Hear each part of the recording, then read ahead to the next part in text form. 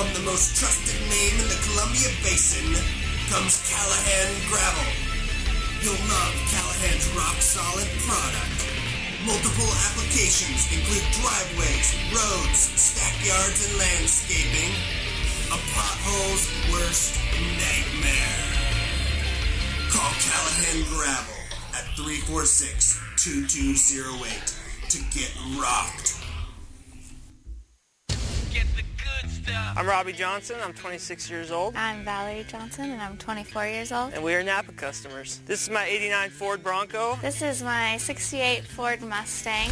She's my baby, and I don't let him drive it. Nope, she doesn't. At Napa, we buy fluids, brakes, batteries, oil filters, wipers, brake lights. I buy it all at Napa. Let's show them the motorcycles. I don't think people are aware of the basics Napa carries for motorcycles. Spark plugs, fluids, batteries. Napa's the one. My name's Ron Robertson. I've been a Napa customer for about 40 years. Most of the things that I do are oil and air filter changes. Your engine's going to last a lot longer if you do the maintenance on it. This is my wife's 91 Cougar. This is our 98 Honda, 144,000 miles on it. This is our yard tractor. We've had it about 10, 12 years. I've always had good success with Napa products. They always have the parts that I need. Napa's the one. They got the good stuff. Napa, get the good stuff. Hard work, determination, team spirit. These are all qualities that put a winning team on the field, and the folks at Saddle Mountain Supply know something about a winning team. For over 30 years, Saddle Mountain Supply has worked hard to provide the highest level of service to the local community.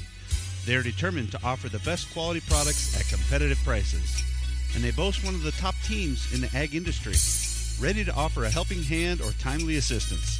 From bookwork to fieldwork, from accurate applications to reliable recommendations, Saddle Mountain Supply is committed to using the latest in technology and training to attend all your agronomic needs. Check out our website at www.performanceag.com for the latest in industry trends and market prices. Saddle Mountain Supply at performanceag.com. Quality you can count on, performance you can plan on.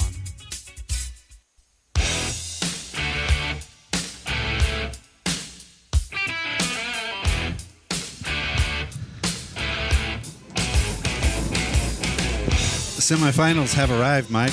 We're here at Lions Field in Moses Lake, Washington, where your Royal Knights are going to take on the Newport Grizzlies in semifinal action in the 1A state playoff tournament. Yeah, welcome everybody here, and we are excited. The weather is actually better than it was predicted to be all week, Yep, so so hopefully the rain holds off. It looks like we have a chance of rain around 3 o'clock, 4 o'clock, so good chance we can get in and out of this thing before the weather has an impact on the game.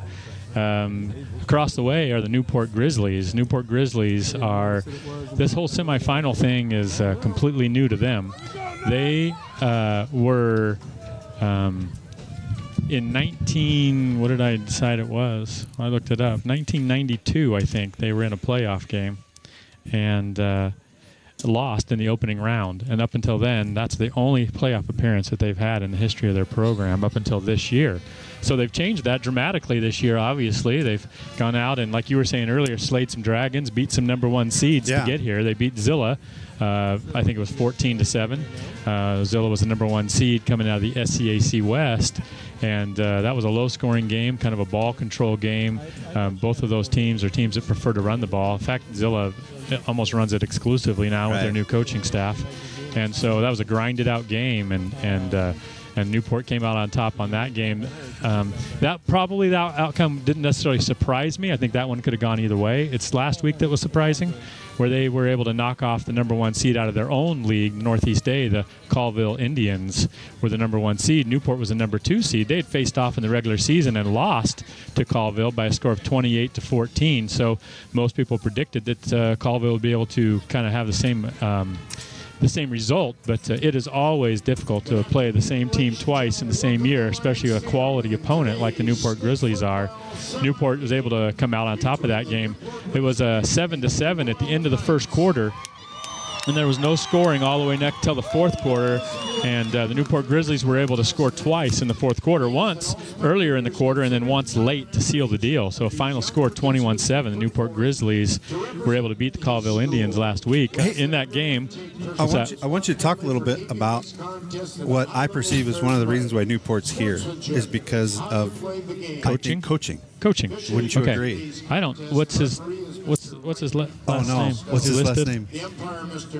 He's a retired college coach who settled in Newport and I think has made some great strides in the program. To I read his name earlier, but it's in program here. It's in program for you here. Right here. It's got to be in the program. Coach Dave Pomonte. Gotcha. But I think we have Newport. I didn't see who won the toss, but it seems as though Newport. Well, let's pay attention to this, see if we can understand what they're telling us here. Newport's going to receive. I think the Knights won the toss and deferred. There was a defer sign, and so the Knights will defer to the second half. Okay. Well, we got a time. Even though the captains are on the field, we still got a ways before game time. So last week, what has held true for Newport all year held true last week, and that's that their quarterback was a star. Yeah. Koa Poncho is a senior quarterback we're going to have the national anthem. As we honor America with the singing of our national anthem by Most Like High School student Izzy Zika.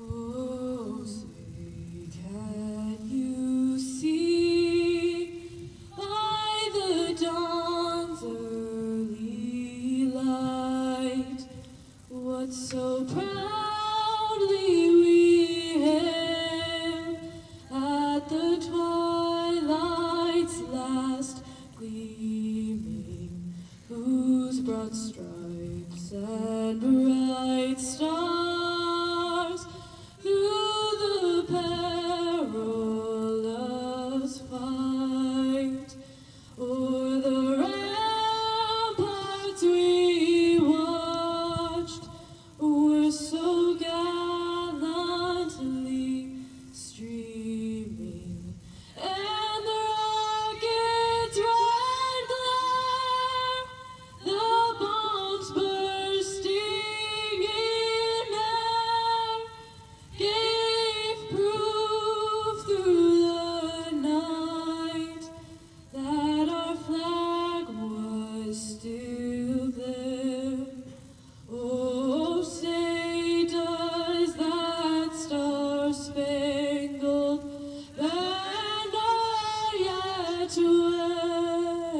wave o'er the land of the free and the home of the brave?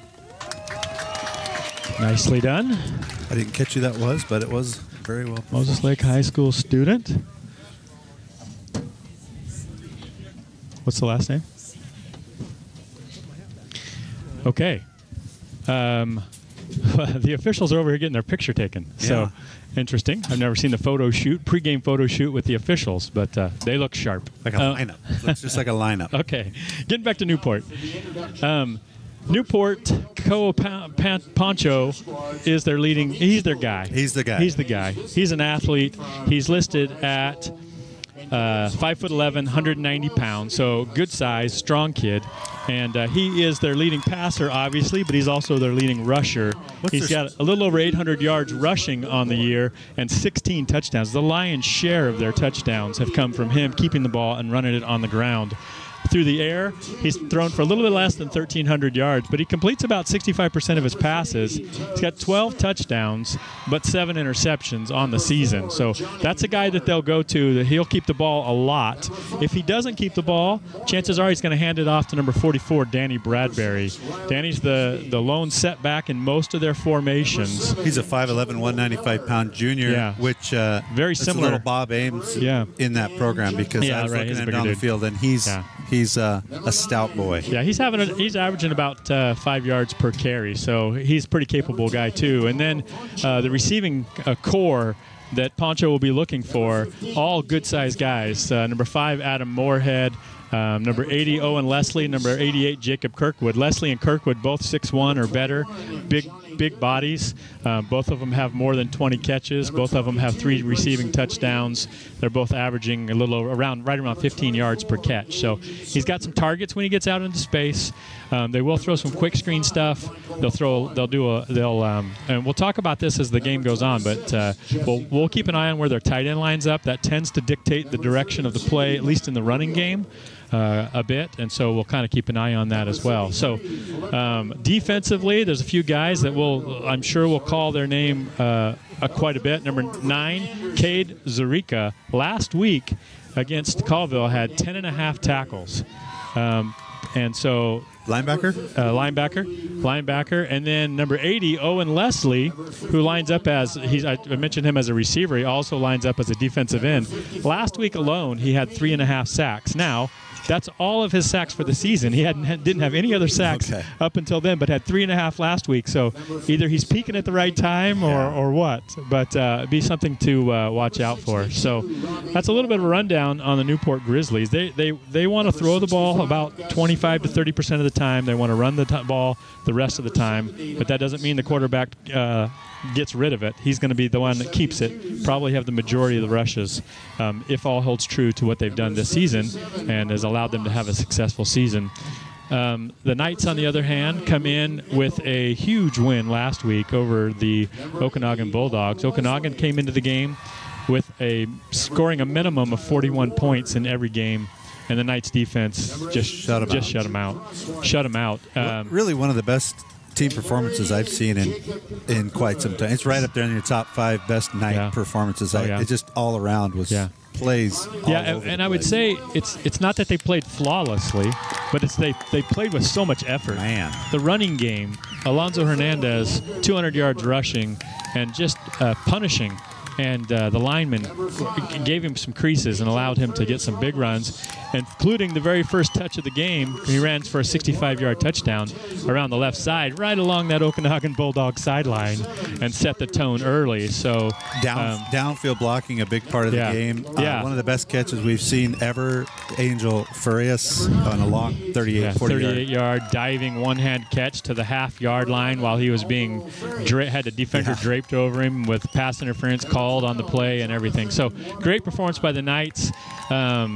They won in the opening round against why am I drawing a blank? You talking the Knights? Yeah. Not LaSalle. That was the crossover. The next one, Freeman. They won in the opening round. Freeman 34-0, and then last week 49-0 shutout at the Apple Bowl in Wenatchee. So Knights have, knock on wood, yet to allow any points so far here in the playoffs in this 2017 campaign. And there's some good and bad to that. In some ways, the Knights got to be. They got to come in prepared for this opponent, right? Absolutely. They can't come in thinking that since Newport upset Colville, they're not even supposed to be here. That somehow that the Knights are just going to come in and run the table here. These Grizzlies are tough, and they've come to play. And the Knights, and I know the coaching staff of the Knights, doesn't look past any opponent, and but they're going to have to stay focused and do everything they can to come out on top. Because whoever does win this game gets to play in the Tacoma Dome next week at 1 o'clock.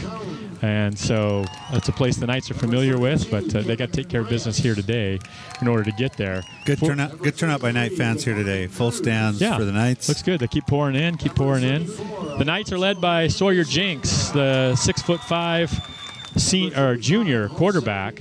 He's completing 62% of his passes. He's got over 2,400 yards passing, 37 touchdowns versus just 4 interceptions. And he's actually only been sacked 6 times all year. So that says a lot about the offensive line as much as it does about his skill set. And 2 or 3 of those were on snaps. Sure. That would count as a sack. Sure.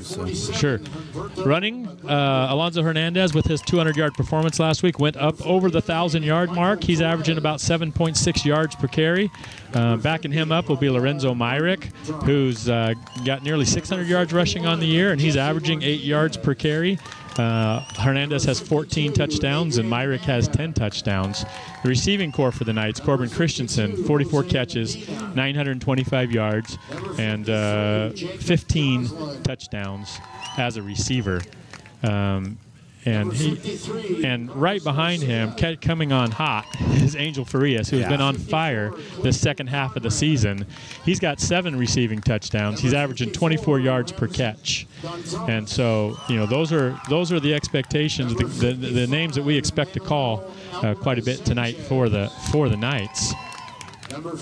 This is the time of year when it's been a long season, and maybe some teams have some kids banged up a little bit. I didn't get any injury report from Newport, but I know the Knights have some guys who played a great, hard-fought game last week and are trying to get ready for this week. As far as I know, all the starters will be available, so that's a good thing. I noticed one Newport player, number 70, a junior guard, street clothes and crutches, so that's the one injury that I know. I don't know what part he plays, but sure. Knights have no one in crutches on the sideline. That's a good thing. Always. So at the semifinals and finals, the tradition is that every player gets announced. So you're hearing background noise of them calling out every single player for both teams. But while they're doing that, I'll go through the starting lineups real quick. For since the Newport will start on offense. Their offensive line: number 57 Jacob Tanner, number 51 Kai Bowman, number 62 Robbie Owen, number 50 Brady Corcoran, and number 79 Luke Nichols. Nichols is a 6'2", 260-pounder. He's definitely their biggest guy playing tackle there. Tight end number 80 Owen Leslie. We talked a little bit about him. Running back Danny Bradbury. Wide receivers, Adam Moorhead, Jacob Kirkwood, and number 3, Tug Smith, and quarterback Koa Poncho. And I saw Tug Smith's name on the program, and I hoped he was going to play because that's a great football. That's a great name, right? Right? I'm not sure we'll even call him by his last name. We might just call him Tug. For the Knights, since they'll start on defense, we'll call out their starting defense. Number 75, Logan Gomez. Number 79, Rainer Byerly. And number 54, Rams Gonzalez will form the 3 down linemen for the defensive front. Linebackers, middle linebackers will be Jack Diaz and Alonzo Hernandez. Outside linebackers, C.J. Quintero and Isaac Ellis. Safeties will be Juan Ojeda, Lorenzo Myrick. And cornerbacks will be number 5, Angel Farias, number 14, Corbin Christensen. We talk about those cornerbacks. We talked about the height of the receiving core for the Grizzlies. I doubt that they've come up against a pair of corners that are both 6'2" or better and athletic and fast. And so it will be interesting to see if if Poncho gets in a scenario where he's been comfortable kind of throwing the ball up to his guys and letting them go get it. We'll see if the corners for the Knights can play a role in making sure that that's not an effective strategy for Poncho and the Grizzlies.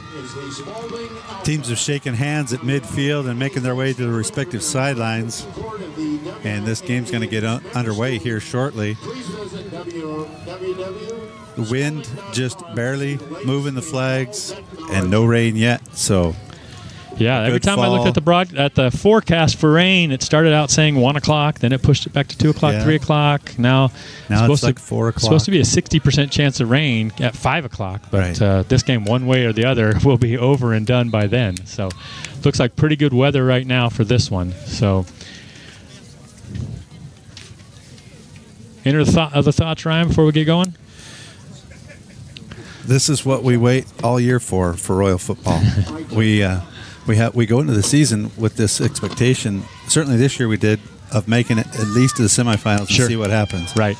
Anything less than that, and the Royal Knight fans, by and large, are disappointed in how the season goes.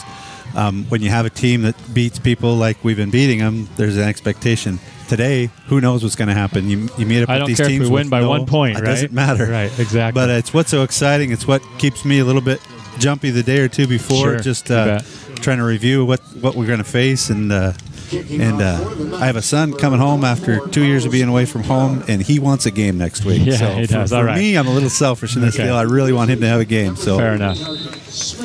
This Fair game enough. is about underway as CJ Quintero will kick from his own 40, a high punch kick that's going to get taken right about the 38-yard line. He doesn't call fair catch, but he goes down to his knees as he makes the catch right at the 38. And that's where the Grizzlies will start their first offensive possession. That's number 80, Leslie, a senior, 6'2", 290-pounder. Now let's talk about, since the Knights are going to be on defense first, let's talk about that a little bit. With what the Grizzlies want to do, the Knights front 3, front 4, front 5 are going to have to really maintain their gap responsibilities and keep the linebackers clean so they can keep an eye on Poncho and be able to make sure that he doesn't take off and do damage with his feet. Poncho, the quarterback, in shotgun. He has Bradbury up to his right, motion across the backfield, right to left. They'll give it to Bradbury, who's going to get hit right at the, well, I was going to say line of scrimmage. He might roll his way back close to the line of scrimmage, but I think he lost a yard on that play. Who came up with that 54, tackle? Rams Gonzalez from that left defensive tackle position is the one that comes across and makes the hit for a loss. So a one yard loss for Bradbury, second down and 11 from the 37-yard line. They're going from our right to left near hash as they put two receivers near side left.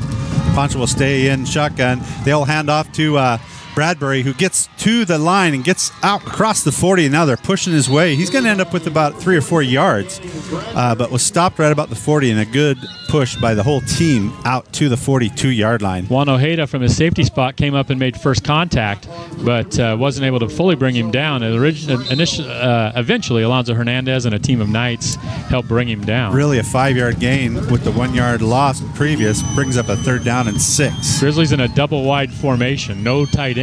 Poncho looking to throw, steps up the middle. He does throw on that right side, and it's knocked out. It's, nearly intercepted. Number 80 was the pass intended receiver, Owen Leslie, and Corbin Christensen came up high and knocked that ball out of his hands and really had a shot to get his hands on it too. I would say Leslie was open, but the ball floated a little bit. That needed to be more of a dart to his outside hip right on the sideline, and it floated a little bit and gave Christensen a chance to recover, get to that ball, and actually he's the one that got a hand on it. 4th down and 6. Punt formation, a low driving kick that's going to keep Angel Farias away from it as he's a little close, and he picks it up right now, and they're going to swallow him up, though, pretty quickly. He's going to get about a 4-yard return.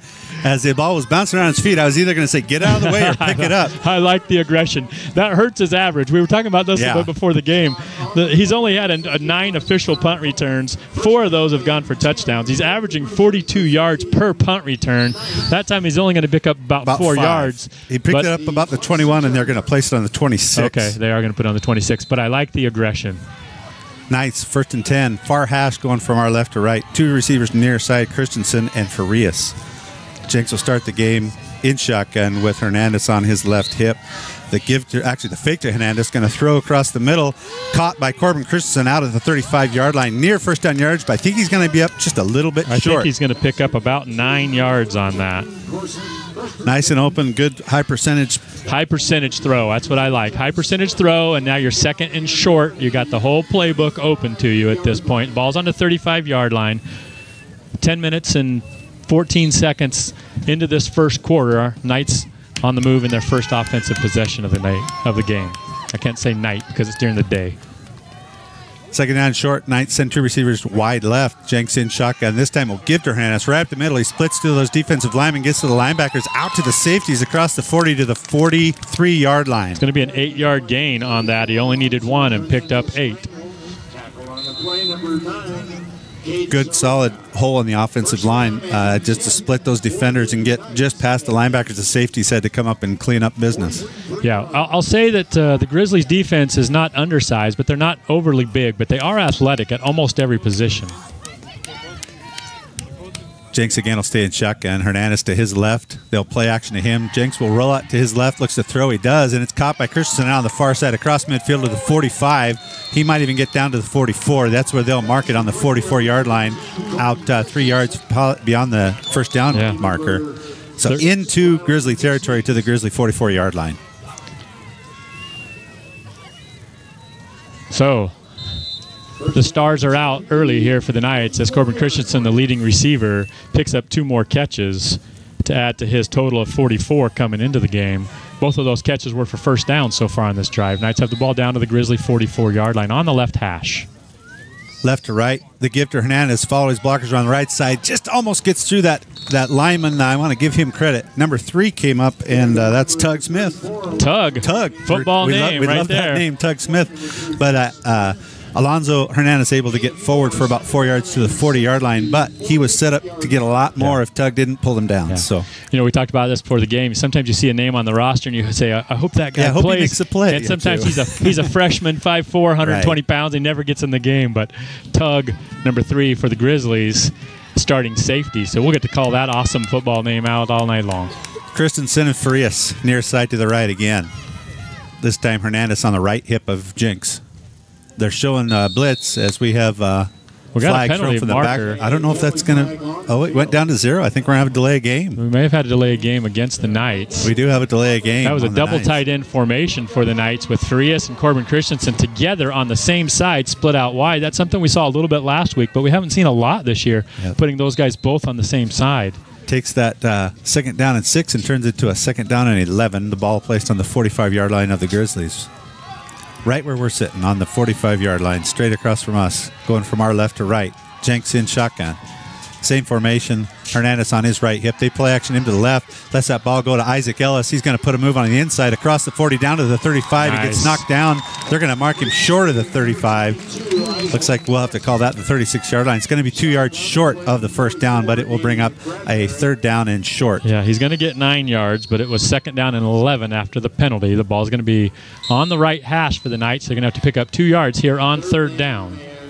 Corbin Christensen comes out of the game. Jack Diaz goes in. So that's going to mean a fullback. That means a I formation in the backfield with Diaz set up in front of Hernandez. Grizzlies crowding the line. They got all their linebackers in the box. We've got a false start. And I don't know, that might have just been a miscommunication all the way around. You got as they stepped up in the box and in a bit of a change in the cadence. We'll do that sometimes. Well, either that or if 3 or 4 guys jumped, did the center not snap the ball on time? Perhaps. Yeah, I mean, that was just a weird deal. So instead of 3rd down and 2, it's going to move back 3rd down and 7. So that'll change that. I was really hoping that play would run because I wanted to see what was going to happen when the Grizzlies loaded 9 guys in the box like that. But Christensen and Frias go off far to the left, up top. From our right to left, Jinx and shotgun. Here they're going to show, and they do. He gets across, gets the ball out quick to Frias, going to jump inside and going to get met right about the 36-yard line. A good pickup, but it's going to bring up a 4th down and about 2.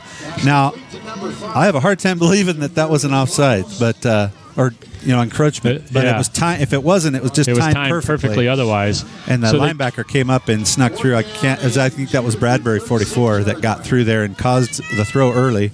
The play picks up 5 yards and gets them back to where they were before the penalty, but they lose a down in the process. So it's going to be 4th down and 2 here for the Knights. They're going to go back to that I formation that we were looking for. We're going to see what happens right here on a 4th and 2 when they load up the boxes. The box is loaded up. They're going to give to Hernandez. He's going to put his shoulder down, and he might not get it, but he might. He's going to get it. He's going to get it just by half a yard. They're going to get him a mark across the 40 down to about the 37.5, and that's going to give the Knights a first down.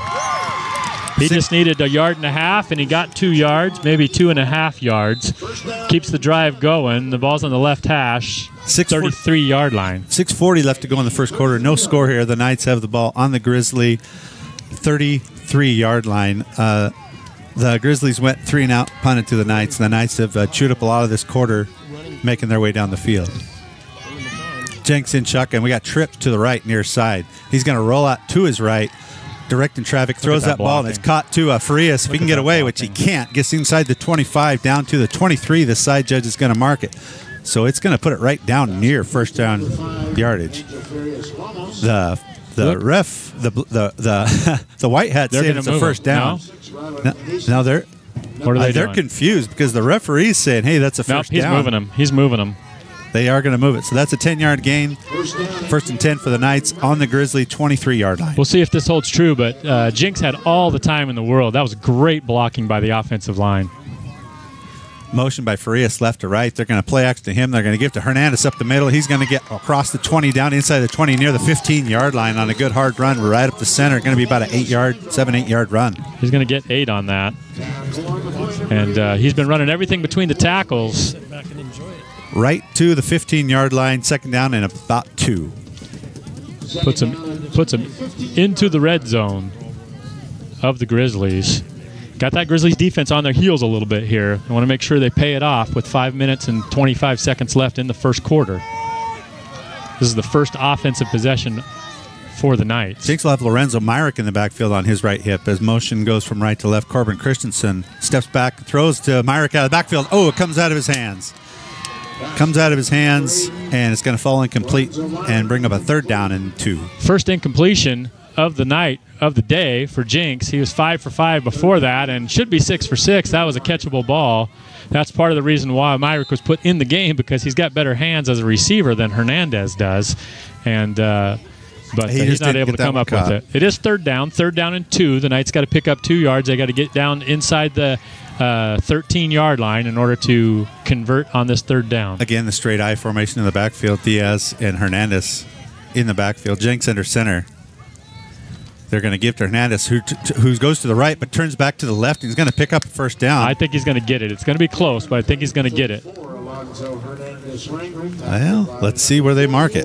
It's going to be about the 13-yard line, and that's about where he had to get to. And they're going to give it to him. So he picks up the 2 yards he needs. Knights get a hard-fought couple first downs on this drive, chewing up a lot of clock down to 5 minutes left in this quarter. It's good to know the Knights can pick up 2 yards when they need to, even when they've got 8-9 guys in the box. Yeah. Which just sets it up for the outside at a different time. So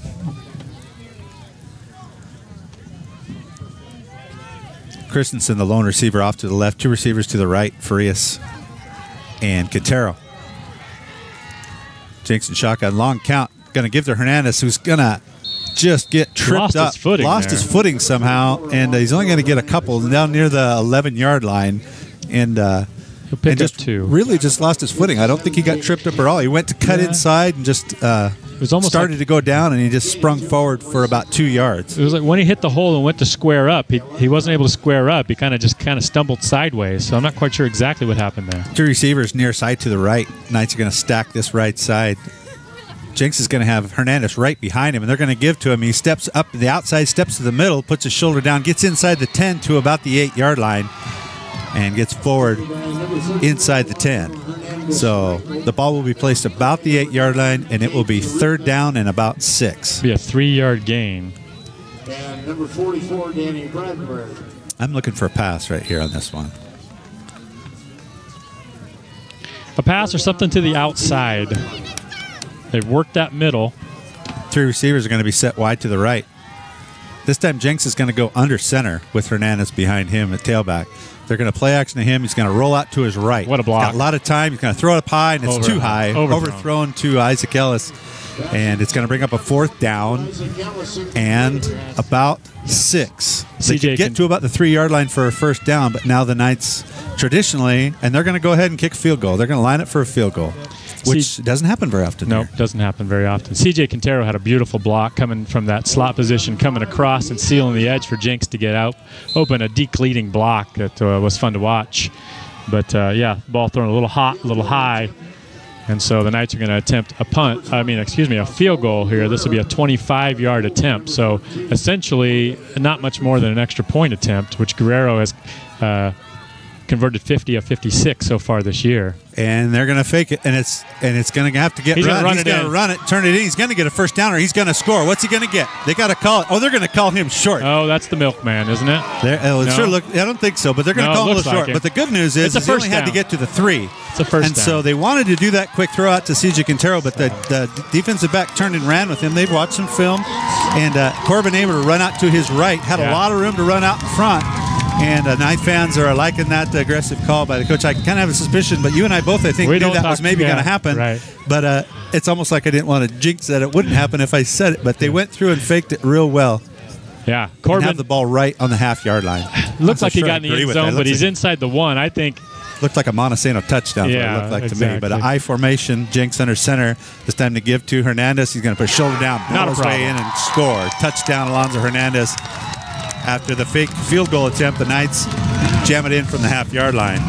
Now that drive was a methodical drive. It actually used quite a bit of clock. Yeah. We're under 3 minutes left in the first quarter, but at this point, winning the game is all that matters. Absolutely. You know, nobody's worried about big scores, trying to keep up with the scoring averages and all that stuff at this point. The whole idea is to control the game and control the scoreboard. This time, Guerrero lines up to kick, and I say the odds are that he's going to kick this extra point, and he will kick it up, and it's signaled good. 2:56 left to go in the first quarter. Knights first on the board. Lead the Grizzlies 7-0. You're listening to RoyalKnightsFootball.com.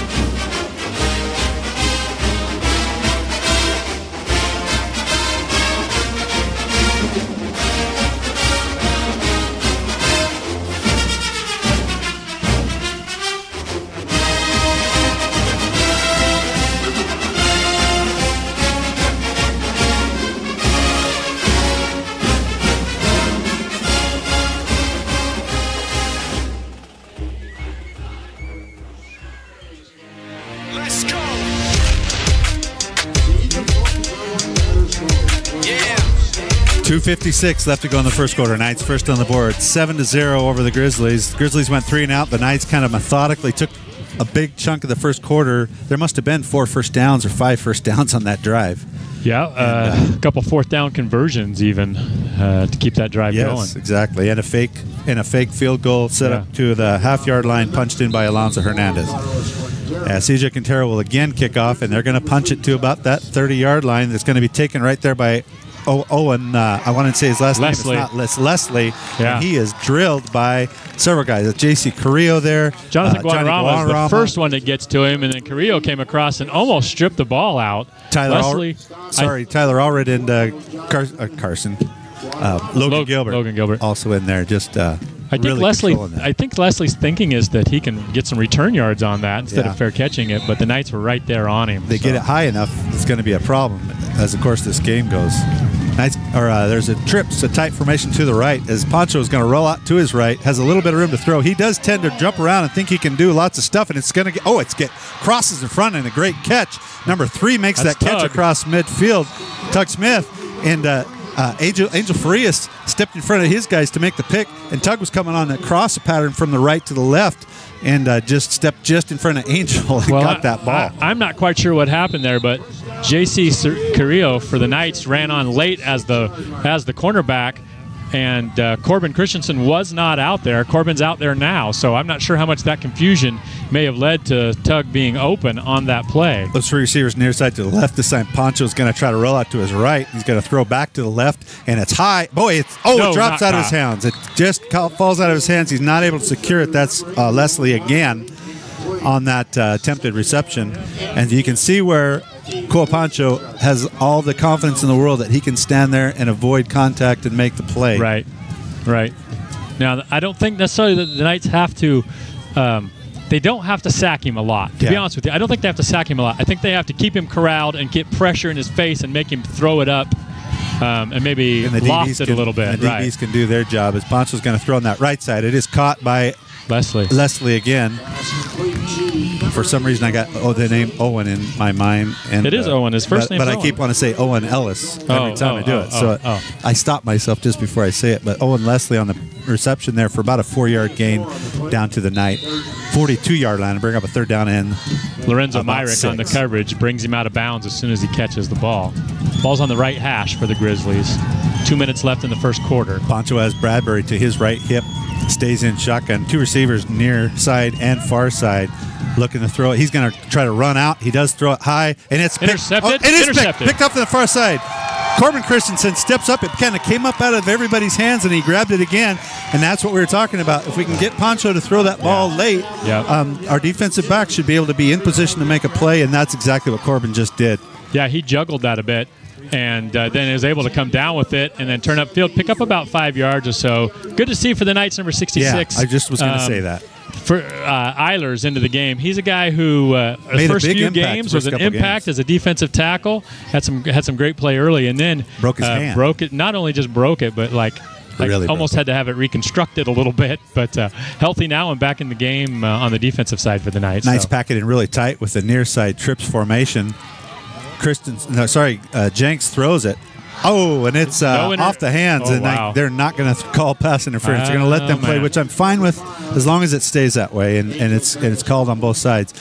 Jenks able to throw it all the way down to the 25-yard lines just off the hands of Angel Farias, who was kind of getting pummeled him down the sideline. I thought there was a lot of contact. Now, contact doesn't always mean pass interference, but there seemed to be a lot of contact. Coverage too, wasn't it? It was. And that was a situation where I think Jinx was maybe a little guilty of throwing it up and assuming his guy could go get it. And Poncho's a pretty athletic guy, is able to stay on him and not let him get the catch. 2nd down 10 from their own 45-yard line. Going from our left to right. This side, 2 receivers near side. And Quintero will motion from the left to the right, and they're going to give to Lorenzo Myrick. He breaks up the center. He's to the 20, 30. He's down to the 20. He's got a blocker out in front. Cuts inside at the 10. He's going to get knocked down right about the 5-yard line. He's going to get all the way down the field. No flags down. And that's a 50-yard run. A quick hitter, as they did motion to the left, play action faked on the what's that called? I don't want to say sweep. Fly sweep. Yeah. But they handed off to Lorenzo Myrick, who just quickly got to the linebacker core and broke right through all the way down the 5-yard line. That's a play you see a lot of offenses run. The Knights don't run it very often, but when they do, they run it effectively. We might see the same thing on the Newport side. I've seen them run that exact same play on film before. And it's a play that we saw from Okanagan last week, but Lorenzo Myrick pays it off with a 50-yard run. Knights have the ball 1st down and goal from the 5. Straight eye formation, the give to Hernandez. Put your shoulders down. Is he going to get in? Call it. Put your hands up. There it is. Touchdown, Alonzo Hernandez.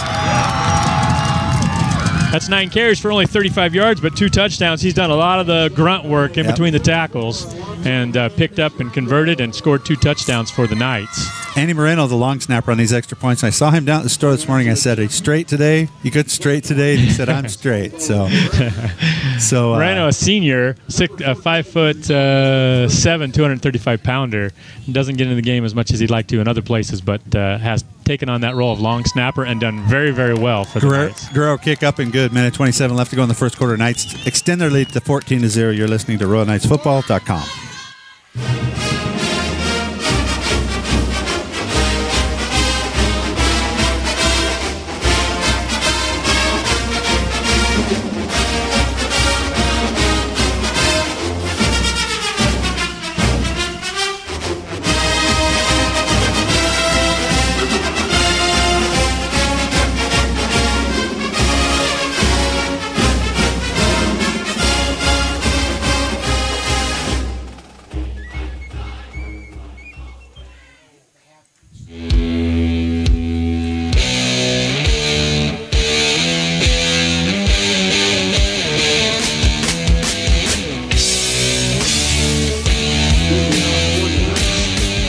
Minute 27 left to go in the first quarter. Knights lead 14-0.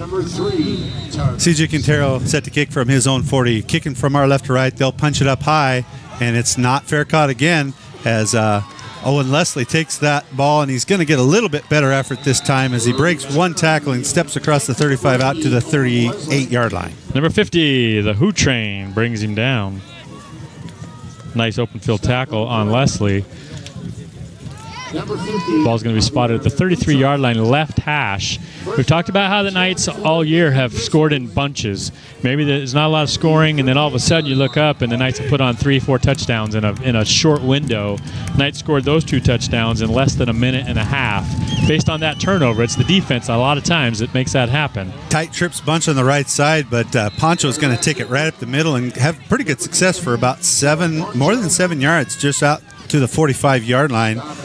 We'll give him 7 yards, 2nd down and 3. Isaac Ellis, one of the key guys on that tackle, but that quarterback power run with Poncho is the bread and butter.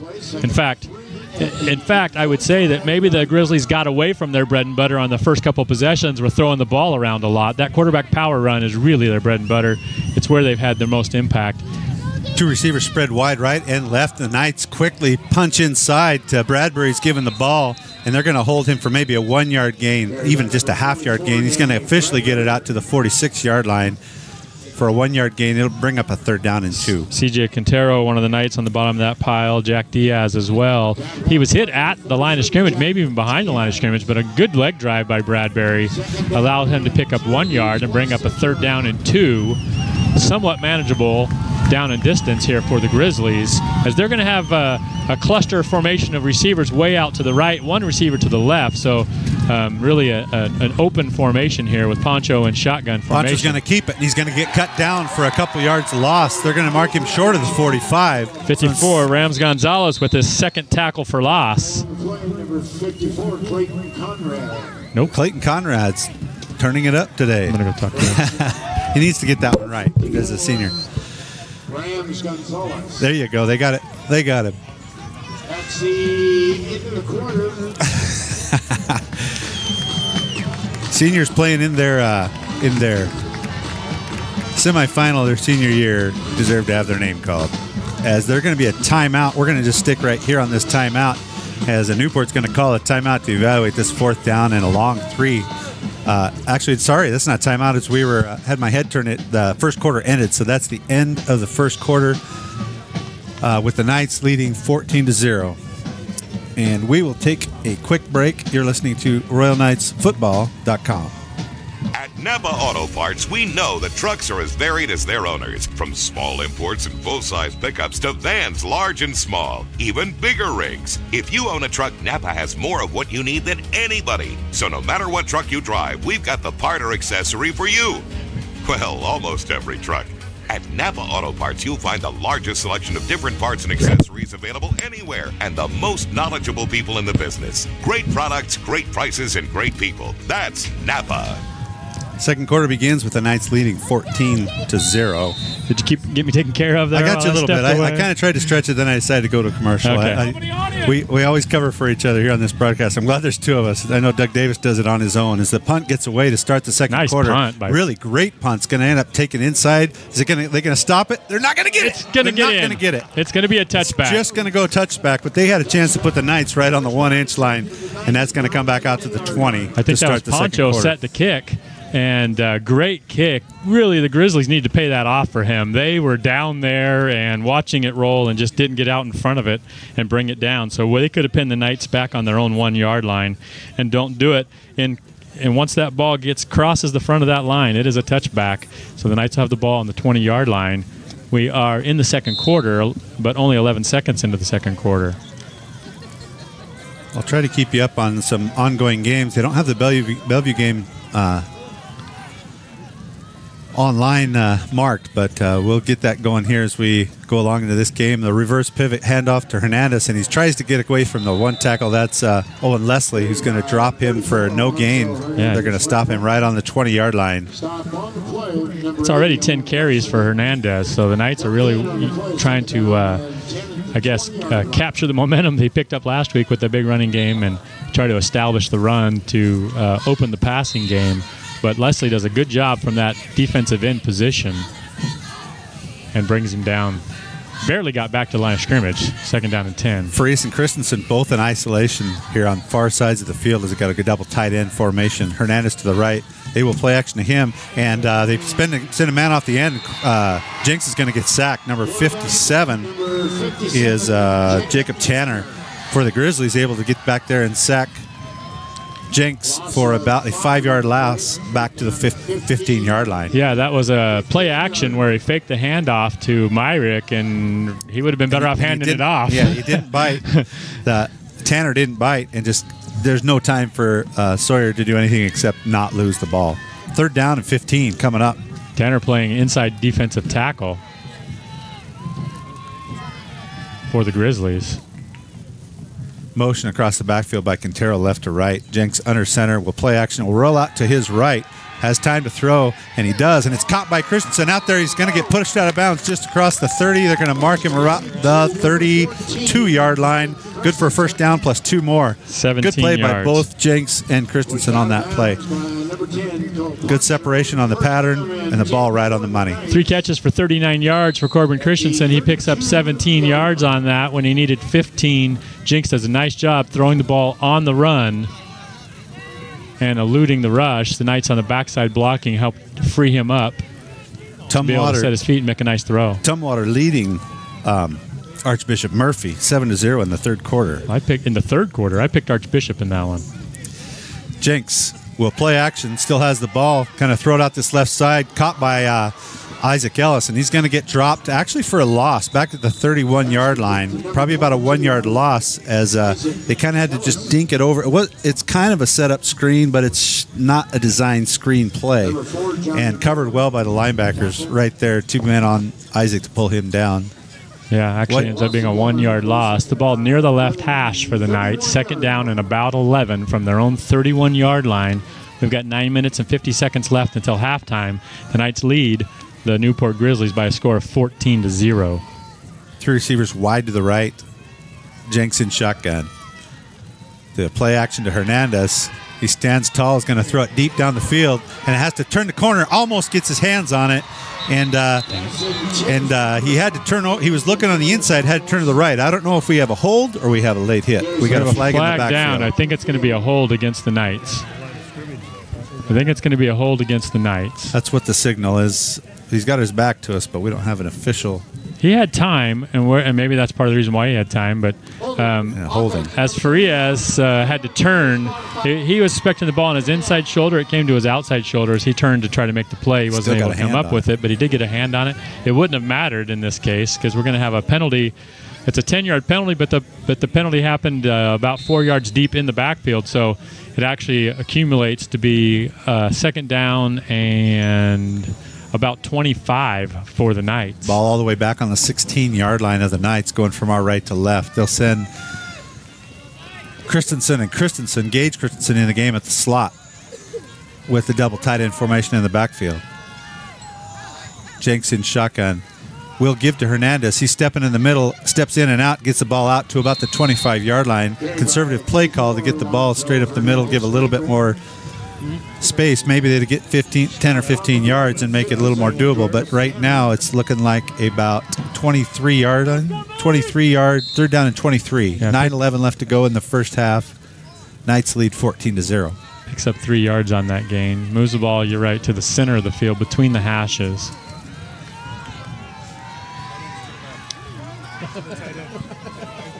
Jenks in shotgun. Play action. A quick throw out here on the left. Nice block. Christensen jumps inside and out, but he's going to get drugged down about the 24-yard line. The Knights want the late hit. They're not going to get it. And he's going to get out to the 24-yard line. He's going to bring up a big-time punting situation with the Knights with a 4th down and about 18. How many yards you pick up on that? About 5? Out to the 6? 24. For the Knights, number 24, Carlos. So C.J. Quintero set to punt for the first time for the Knights in this game. Yeah, we talked about this earlier off the air. The Knights have only punted 8 times. This would just be the 9th punt all year for the Knights. Big attempt at a block, and we have a fair catch signaled right about the 45-yard line. And number 3, Tug Smith, brings that in, but Isaac bring Ellis it in right down to the ground. But they were ready to cover it. But they'll take the ball on their own. Looks like they'll mark it on the 46-yard line of the Grizzlies, going from our left to right. Isaac Ellis is one of the protectors on the punt, and as one of the Grizzly players came in and tried to block the punt, he got up underneath him and lifted him up, and it was a fun-looking play.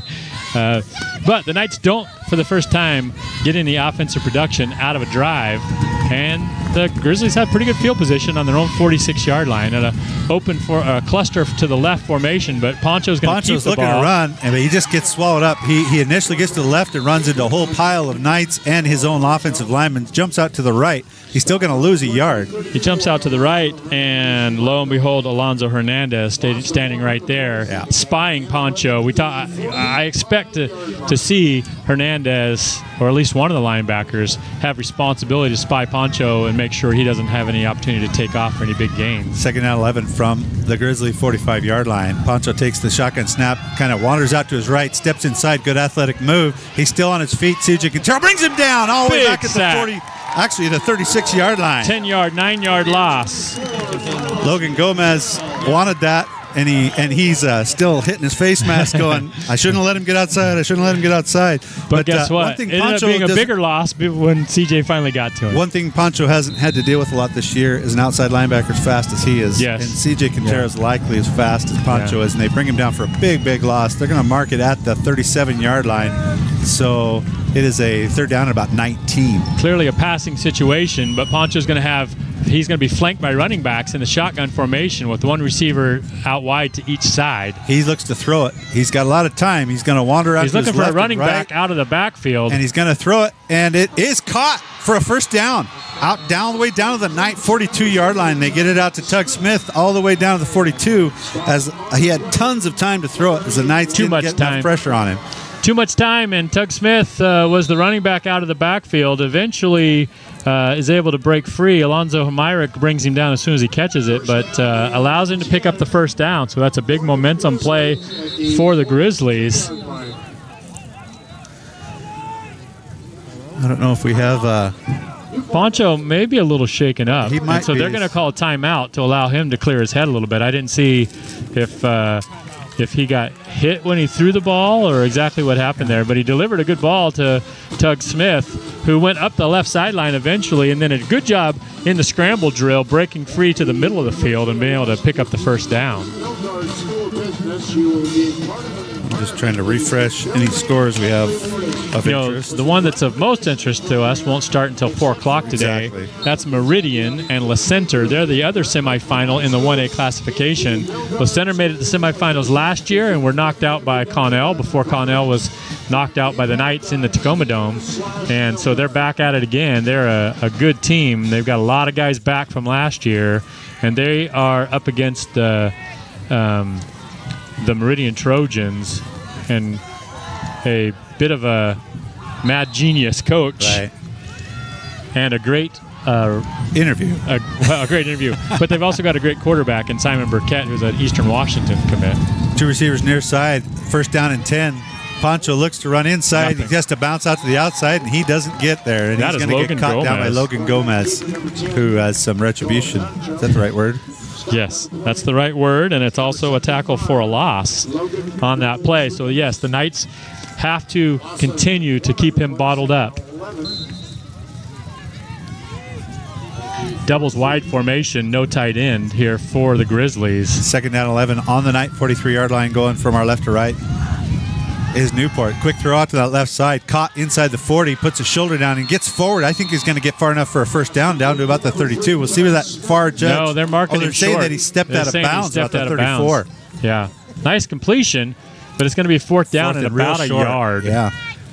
As that's Tug Smith again. He's been their go-to guy, or at least the guy that's been catching the ball. He's gone to Leslie a few times too, not had as much success. They're saying it's third down, which I think they're wrong, right or wrong? I don't know. That's third down. Third down and short because it was second down. They just had. Okay. Ponchos runs out to his right, and he's going to get brought down all the way down to the 43-yard line. Isaac Ellis and Jack Diaz. All the way back to the original line of scrimmage at the 42. So instead of a first down or anything else, it's going to bring up a fourth down in about 10. I can tell you that Poncho has not had this kind of pressure as he's in the backfield wanting to scramble around this year. Those guys are back there in a hurry and not giving him time. Even on quarterback power runs that he's had, a lot of times he'll take the snap and kind of survey the landscape before he decides where to go. Knight's not giving him that kind of time. He's back to punt, but the Knights aren't. They're not trusting it. They don't even have a man back. They're going to let him pooch it. And it might end up being good field position for the Grizzlies. No, it's going to cross. No, it's going to get across the line. It just crosses again. So for the second consecutive time, Poncho puts that ball in a pretty darn good spot, and it slowly but dribbles inside the 10, and they're just not quick enough to get there to get it knocked out, and just by a football length gets into the end zone. I'm sure Poncho's just thinking, hey, help a guy out here. I'm working. So instead of having the Knights with their heels in the end zone, they're going to be out on their own 20-yard line with 5 minutes left to go in this first half, leading 14-0, and a big third down sack play produced that turnover. Isaac Ellis, Jack Diaz. Forced them to punt. Now, with 5 minutes left in the half, this is if the Knights can figure out how to get down the field and put some points on the board here, it would be huge as far as momentum goes going into the halftime break. Christensen in isolation up top. The give to Hernandez in the center. He has to step over a little bit of a pile, gets across the 25 out near the 26-yard line. So a good 6-yard run straight up the middle by Alonzo Hernandez. Tackle on the play, number 80, Owen Leslie. Yeah, nice 6-yard gain between the tackles. Second down and 4 at the 26-yard line. We'll see if the Knights continue to keep the ball on the ground or if they decide to, with this manageable down and distance, to go for something a little deep here with the passing game and stay in an I formation. Again, Christensen up top.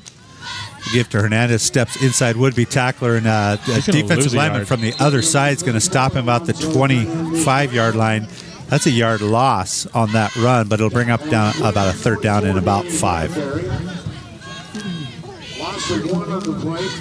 Which becomes an expected passing down for the Knights. In fact, Farias comes into the game, and Jack Diaz, the fullback, comes out.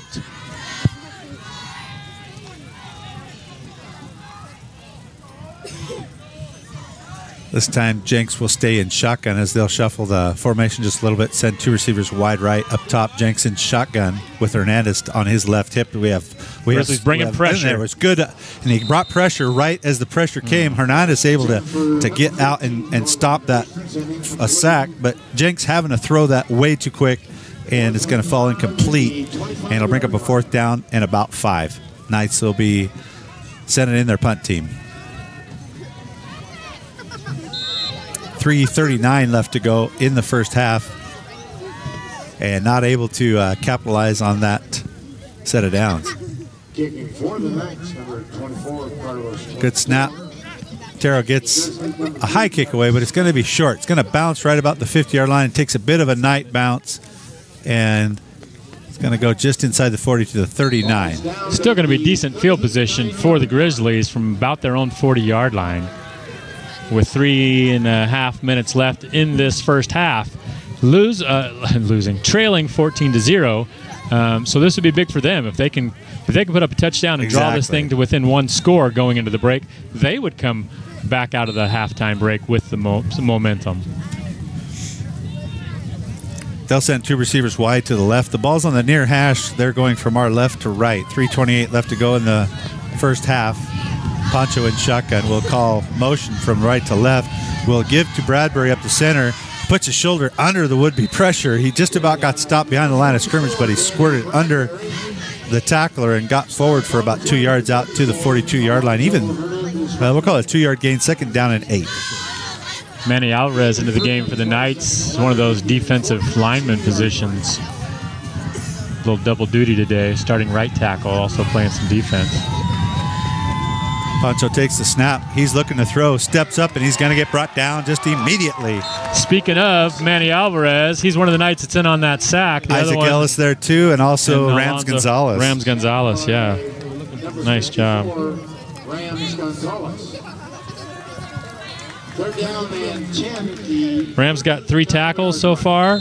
1 is a sack. The other 2 are tackles for loss. So definitely playing in the Newport Grizzly backfield. They're going to be in a doubles formation with no tight end. 2 Bradbury receivers left to the right.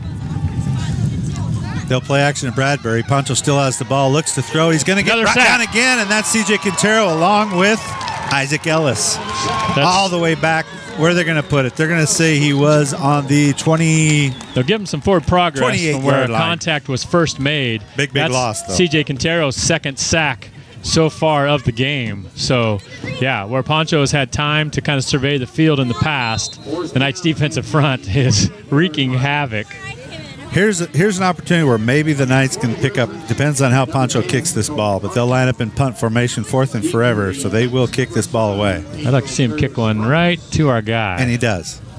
And we're going to take it right about the 41-yard line. And he has to go down on a knee to make the cut. And dang it.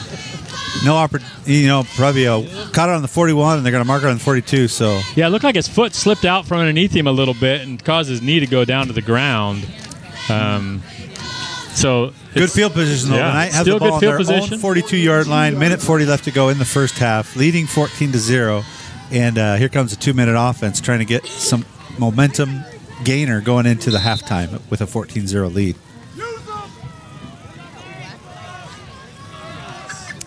Farias will go up top, wide to the right in isolation by himself. Quintero and Christensen down low to the left. Jenks takes the shotgun snap. He's looking to throw, standing tall in the middle. Throws across the center, caught by Isaac Ellis at the 45-yard line for a first down and 3 more. So a 13-yard gain into Grizzly territory to their 45-yard line, 1st and 10. That's his 3rd catch. 21 yards on those 3 catches and moves the ball into Grizzly territory. Myrick in at running back. to the right of Jenks in Grizzlies shotgun. showing pressure and bringing pressure. Quickly throws, caught by Corbin Christensen at the 30. Steps inside, makes a great move, but he's nice get caught from behind. Good tackle from behind by number 4 is Johnny Miller came from behind. Otherwise, Corbin had a lot more in him to go. But it gets the ball all the way down to the 22-yard line. 1st and 10 for the Knights with 1:16 left to go in the first half. 5 catches, 67 yards for Corbin Christensen. 3 receivers near side to the left. Again, Farias in isolation up top. Jenks in shotgun, quickly has to throw. Oh, and it's off the hands of C.J. Quintero on that inside bubble screen and falls incomplete. So the clock will stop with 1 minute and 1 second left in the first half. I think that play, I'm not saying it would have scored, but I think you'd have picked up 7-8 yards, right. maybe a first down. So really a good pass from Jenks. Gage Christensen in for Corbin at wide receiver. Jenks will give to Lorenzo Myrick. He's running around the outside, follows his block, quick burst up the center, down near the 10-yard line. It's going to be a first down run. Now they're going to mark it right about the 11-yard line. 1st and 10 for the Knights. He's going to pick up 12. He's got 2 carries for 62 yards because his other carry was a big 50-yard one on the previous Knights scoring drive. They wind the clock. 3 receivers near side to the left. Knights in shotgun. Jenks will roll out to his left, lets that ball go. It's caught by Isaac Ellis at the 10-yard line, puts his shoulder down, going to get inside the 5-yard line, and they're going to actually they were waving their arm stop, but then they're going to keep it rolling. So now the Knights are going to have to take a timeout. I don't know why the side judge was saying stop, but he did. But then he realized they weren't out of bounds. That was Isaac, right? Isaac down to the 5-yard line is where they're going to mark him. Picks up 6. He's got 4 catches for 27 yards. Knights are forced to take a timeout to preserve clock time. 38 seconds left to go in the first half. We'll just stick right here and yes, we not will. miss anything. At the 5-yard line. Still very little wind. No rain showed up yet. So just about as good a weather as you can hope for. The last time we were at this field, I think it was about 5 degrees. And the Knights warmed up that well, for the last weekend in November, you can't ask for better weather than this. Cannot. Hopefully it holds out. Sky looks promising that it could hold out. Knights have 38 seconds left until the half. They have a 2-touchdown lead. If they could put another touchdown on the board here before the halftime break, that would be huge. Ball's on the 5-yard line. Now they can get a first down. They can get a first down if they get inside the 1. Myrick in at running back to the left of Jenks in shotgun. 2 receivers wide to the right. Jenks pump fakes, throws it Jump up high, ball. and touchdown. Corbin Christensen in the corner, hands up, touchdown, jump ball, and he went up high and got it. That's what you get with the tall receiver with good hops. And the Knights put another one on right at the end of the second quarter. 6 catches, 72 yards, and a touchdown. Good throw. And a great throw, a good little shoulder fake, and then nice jump ball. That's something I'm sure they've worked on in practice extensively. Jenks has completed 12 out of 17 so far here in the first half. So great job. Guerrero extra point is up and signaled good. Boy, it's quiet. 33 seconds left to go in the first half. Knights lead 21-0. You're listening to RoyalKnightsFootball.com.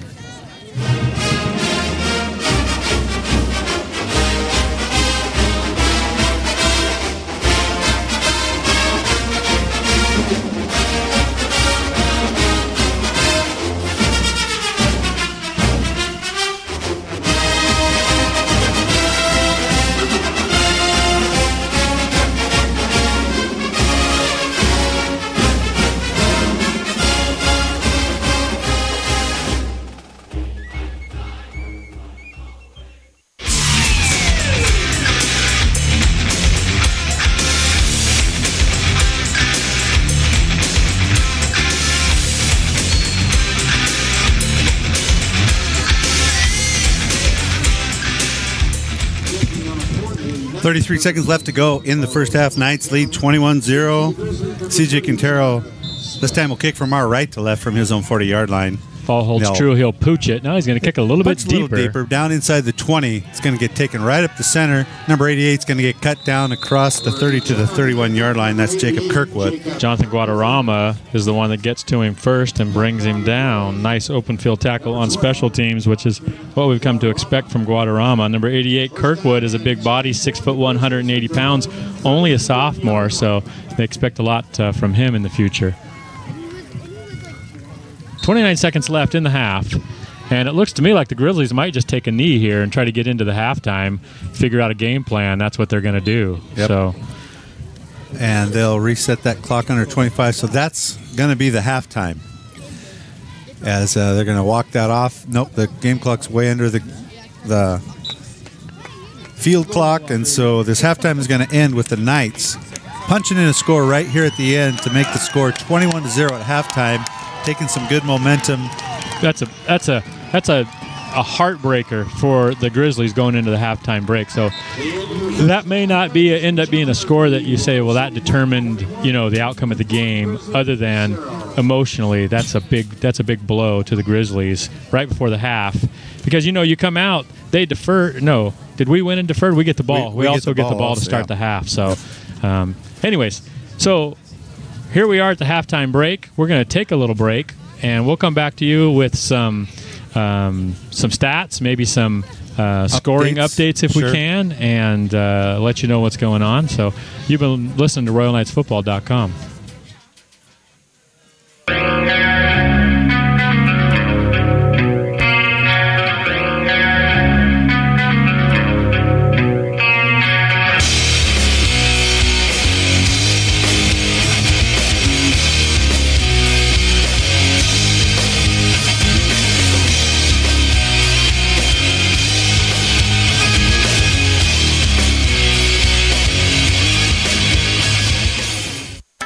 It takes more than just the ability to make good furniture to become the #1 selling brand of home furniture in North America. It takes quality, style, selection, and service. These are the 4 cornerstones you'll find in Ashley Furniture and available at Easy Home Furnishings. Offering financing OAC, rent to own with no credit checks and no credit hassles. It's so easy to shop at Easy Home Furnishings, 900 East Broadway in Moses Lake. Easy Home Furnishings, making it easy for you.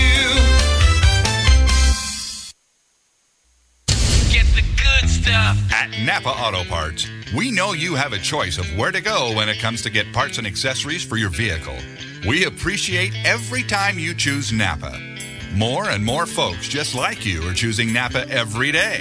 And we like to think there are a couple of pretty good reasons for that, like Napa's quality parts, our national warranty program good at over 6,000 Napa stores, as well as thousands of Napa Auto Care centers. At Napa, you'll find quality, experienced people to help you find everything from which wiper blade or set of brakes is best for your vehicle to the best running board or shocks for your truck, SUV, or car. And when it comes to selection, we've got more different parts and accessories available than any other parts store, period. Go to Napa for quality parts, quality people, huge selection, and the best warranty in the business. Napa. Napa. Get the good stuff.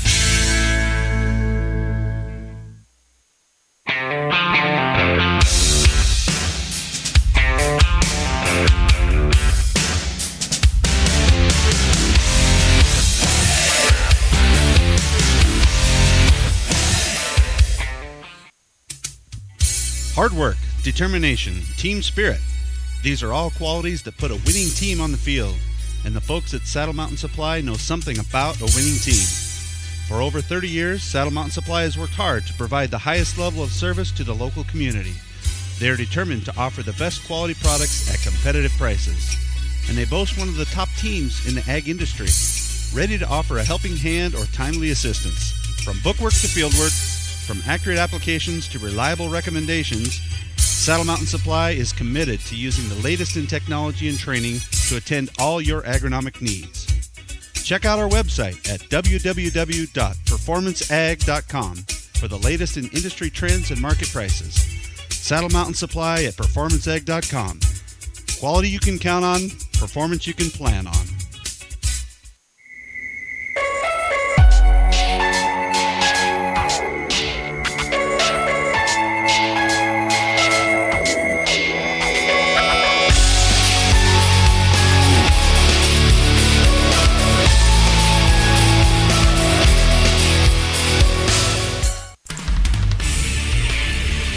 most trusted name in the Columbia Basin comes Callahan Gravel.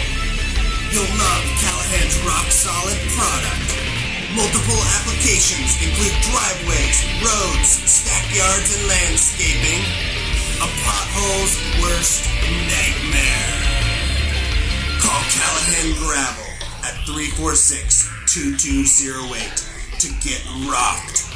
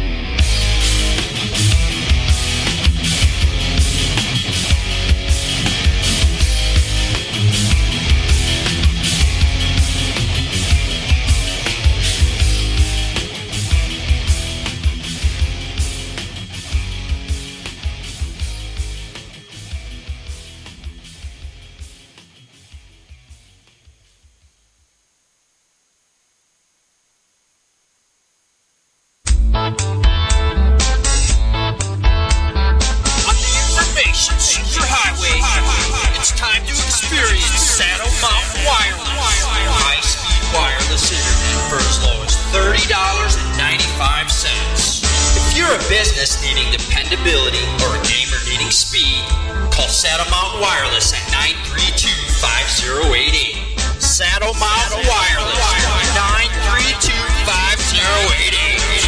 Super fast internet is here.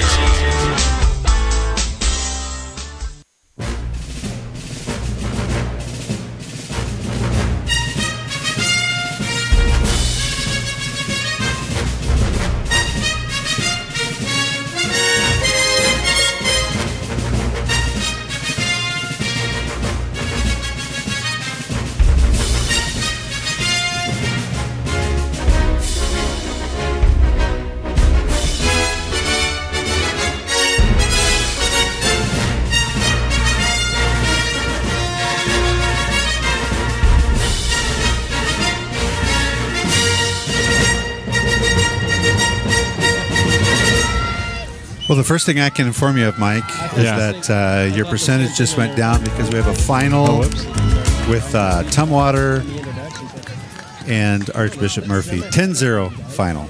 Wow. Sorry, 10-6. That's not good. 10-6. I thought it was 0, but it's 10-0. 10-6 was the final. Wow. So, yeah, awesome for them. I'm having a good time right now watching the officials stretch out and do little 10-yard sprints and get ready for the second half as the teams as well. A little bit of stats here real quick before we get started again. The Knights have an extremely balanced offensive attack. 17 rushes, 17 passes. On the 17 rushes, the Knights have picked up 107 yards. On the 17 passes, the Knights have picked up 114 yards. So very, very balanced. Jinx has completed 12 of those 17 for 114 yards. 6 of them to Corbin Christensen. He's got 72 yards and a touchdown. Isaac Ellis, second leading receiver. He's got 4 catches for 27 yards. And Angel Farias has 2 catches for 15 yards. Rushing game, the lion's share of the work has been Alonzo Hernandez, 13 carries for 43 yards. No 3 minutes put on. They're going to kick off right away as the Knights going to get the ball on their own 30, and we're going to have to jump on it right away as it was just a dribbler that they just had to scoop up and fall on, and that's Juan Ojeda covering the ball at his own 32-yard line. Yeah. We're sitting here starting to talk. We usually get another 3 minutes, and they're serious about this game. They're getting it underway. So fill in some of these stats that you didn't quite get to. Yeah, 13 carries, 43 yards for Alonzo. It doesn't sound like a lot, but 2 of them are for touchdowns, and he's been running hard between the tackles. Corbin Christensen actually has 7 yards on the fake field goal that ended up producing a touchdown eventually for the Knights. 2 receivers near side. That's Farias and Christensen. Jenks under center. I formation in the backfield. They'll give to Hernandez, and he gets hit immediately as missed assignment or a great play. Number 57 came slicing in. 57 is Jacob Tanner. It's going to be a 2-yard loss. The other guy that's carried the ball in the first half for the Knights, Lorenzo Myrick, 2 carries for 62 yards. One of them was that big 50-yard run up the left sideline. It got all the way down to the 5-yard line. The Knights eventually scored on. So Jack Diaz comes out of the game, and Sawyer Jenks breaks the huddle. He's going to be in shotgun with Hernandez to his left and a tight cluster of receivers to his right. He keeps it packed in shotgun. They're showing lots of pressure. Here it comes. He's going to get it out quickly. He has to throw it too soon, and C.J. Quintero was on a long pattern, and Sawyer threw it out short, and it just fell to the back heels of CJ. Yeah, almost hit him in the back.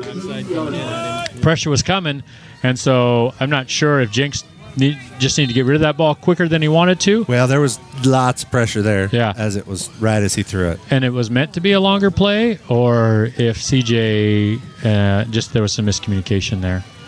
As it is, 3rd down and 12 for the Knights from their own 30-yard line. This is their first offensive possession of the second half.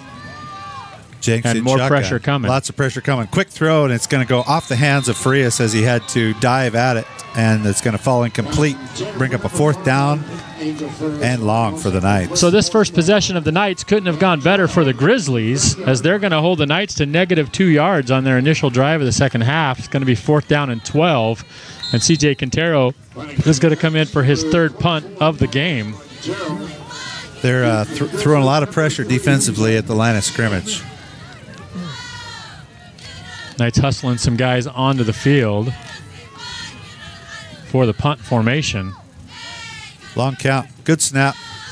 Kick goes away. It's going to, and a quick Well, I don't know. Was that a thought fair he did catch? a fair catch. I thought he did a little wiggle of the hand as a fair catch, but they're going to let him return it up for about 5 yards out to the 45. That was kind of weird. It was. It could have been one of those get out of the way, I'm going to catch it sort of moves too, but it wasn't a high above his hand. He didn't raise it. Catch. Yeah, he didn't raise it very high. He did keep it somewhat low, but he definitely moved his arm a little bit right before he caught it. So the officials could have called that a fair catch if they wanted to, probably without much argument there with the way he motioned his hand. So the Knights get nothing out of their deferred first half possession as they'll quickly hand off on that fly sweep. And Isaac Ellis turns him in and makes the tackle himself. Blows that whole play up on the fly sweep as Kirkwood handed off the ball in that fly sweep motion. No gain, second down and 10. Yeah, Isaac knows he's got guys behind him, so he can take some risks and get into the backfield when he sees the fly sweep motion guy coming his side. He can take some risks and make some assumptions and get in the backfield like he does there. Fights off the block and is able to bring Kirkwood down for no gain. They'll send that tight bunch of three receivers way out wide to the right. And Pancho has Bradbury off his left hip. He's going to try to keep it up the center, and he is cut down. He is going to turn his back and shovel his way for about a yard out to the 45. So he is not going to get caught for a loss, but a very short gain out to the 45. Third down and 9. Manny Alvarez, Rams Gonzalez. Two of the Knights in there. Logan Gomez gutting it up this game. I know he's not feeling as good as he would like to feel, but he is still in there offensively and defensively, laying it on the line. Senior lineman. Yep. He's a horse. He'll have 6 days to heal up. Third down and 9. Pancho in shotgun. Two receivers near side to the left. He stands, looks to throw. He's going to get flushed out. Oh! And Alonzo Hernandez has him chased out, and he's going to get to throw it up high. Is it get caught?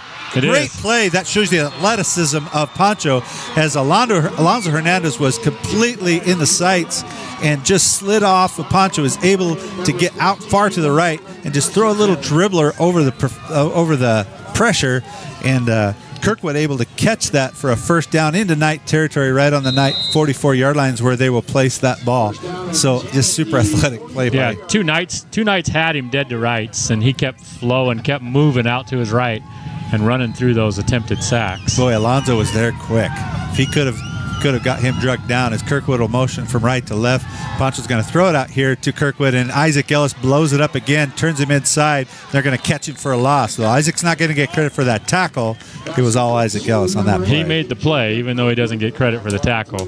My stats are unofficial, so guess what? I'm going to put down that he made the tackle.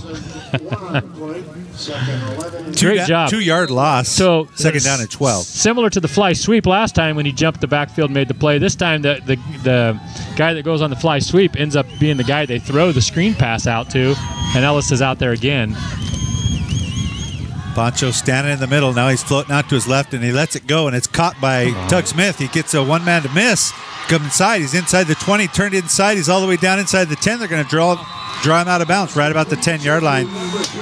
Lorenzo Myrick in coverage, and a good move by Smith that made Myrick go to the ground. So he had lots of room to run after the catch. They're going to get it all the way down to the 10-yard line. Farias comes over and makes the tackle and knocks him down. 8:36 left to go in the third quarter, and the Grizzlies threatening here on the Knight 10-yard line to start the second half. Knights leading 21-0.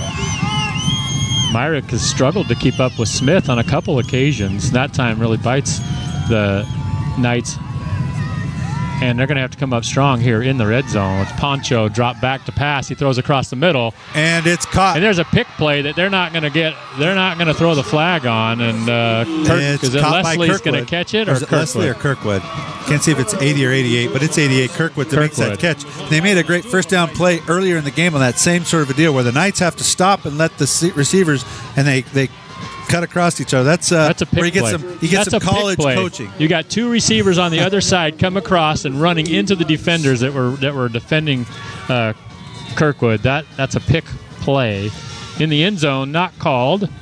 Do I sound sour? But it's a touchdown. It's a touchdown, and number 5 is Adam Moorhead, and he kicks the extra point, and that's good. 8:28 left to go in the third quarter, and Newport gets on the board, making the score Knights 21, Newport 7. You're listening to RoyalKnightsFootball.com. At At Napa Auto Parts, we know that trucks are as varied as their owners, from small imports and full-size pickups to vans large and small, even bigger rigs. If you own a truck, Napa has more of what you need than anybody. So no matter what truck you drive, we've got the part or accessory for you. Well, almost every truck. At Napa Auto Parts, you'll find the largest selection of different parts and accessories available anywhere, and the most knowledgeable people in the business. Great products, great prices, and great people. That's Napa.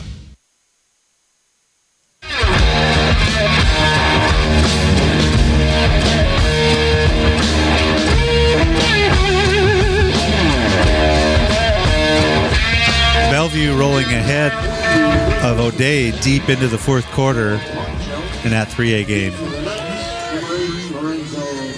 So the Grizzlies come up with an offensive touchdown against the Knights defense here to start the second half. And we'll see if that's something that their defense can build some momentum on after they stop the Knights from picking up or getting much on their first possession of the second half, and then to be able to have the big pass play that got the ball down to the 9-yard line and then capitalize that with a passing touchdown. We have a referee timeout. I'm not sure what we're timing out about. Going over and talking to Poncho, taking the ball out of his hands, and what do we got, a TV timeout or something? Who knows what's going on? So this game is being video broadcast on the NFHS network. So I'm not quite sure what's going on here. Does he not like the T?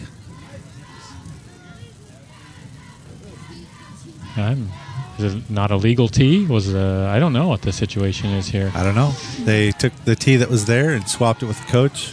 Don't know. Or the coach thought we got the wrong tee out there and wanted it switched. I don't know. Regardless, Farias and Myrick back deep to receive. Again. Low drilled kick that's going to get picked up right about the 30-yard line, in and out. That's Juan Ojeda. He's going to cover that ball, which is, he had it out wide. I'm glad he brought it in close to his buddy, and he'll bring it back to about the 36-yard line. So I think this is a big possession here for both teams. I think if the Grizzlies can stop the Knights here and get the ball back, being down 2 touchdowns, they're going to start feeling like they're in this game. The Knights, on the other hand, if they can drive down and put another touchdown on the board, clearly would make that momentum evaporate for the Grizzlies. Receiver set wide, left and right. Jenks in shotgun with Hernandez on his left hip as they show pressure every time. And the ball's up in the air, and I don't know. Alonzo Hernandez should have it. I think Orlando Hernandez has it, and the Knights are going to have it. Second down.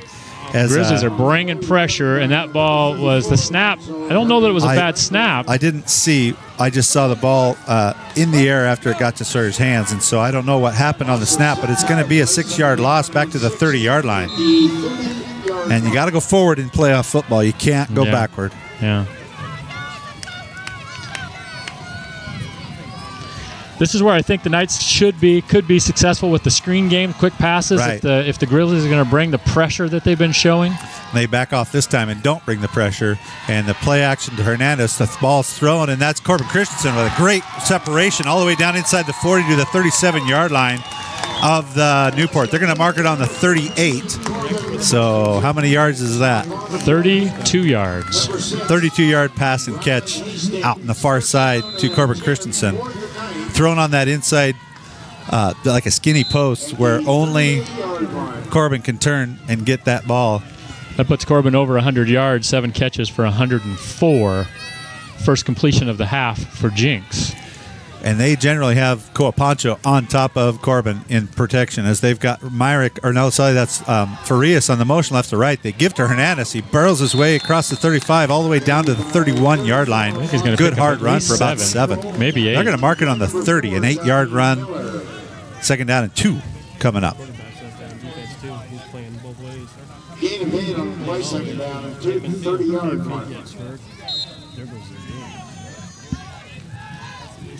6:52 left to go in the third quarter. Knights lead 21-7.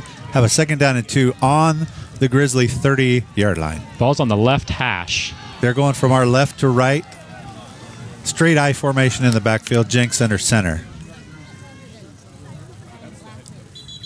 Long count, and the flag flies. We're going to have an offsides on the Knights again. And we have movement. The right wing. CJ Quintero got a little Just stood up. Fell out of his stance. He rolled forward out of his stance. So back what to was the 2nd 35. and 2 now becomes 2nd and 7 for the Knights. Obviously a different play call coming in. Coach Allred gives Jinx the new play call from the sideline. Jinx heads his way to the huddle. They're usually pretty quick in and out of the huddle here. Knights want to keep this momentum rolling. Have to overcome this 5-yard penalty. Knights keep it bunched in pretty tight, again with the I formation in the backfield. Long count. He'll turn in hand to Hernandez, steps in and out of a few blockers. He's going to get a first down inside the 30, down to the 27-yard line. Good enough for first down. 8 yards. So that's 2 consecutive carries for 8 yards each for Alonzo Hernandez. Bodes well here for the offense for the Knights in the second half. Going to force Newport to honor everything that the Knights might throw at them.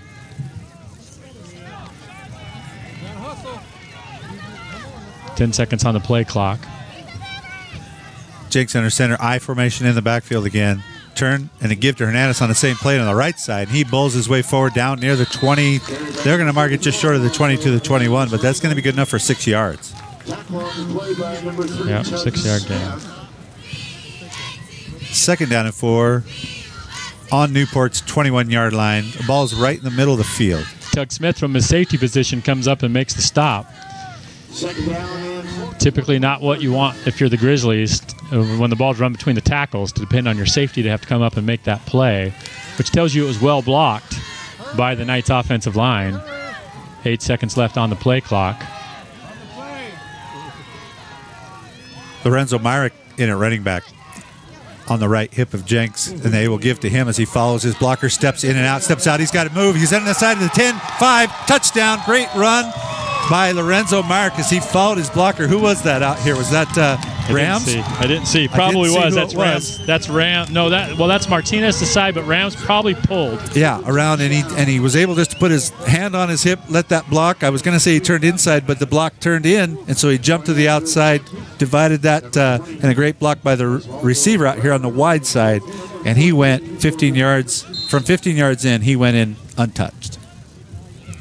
And a real statement score by the Knights there as the Guerrero extra point is up and signaled good. 4:54 left to go in the third quarter. Knights extend their lead to 28-7. You're listening to RoyalKnightsFootball.com.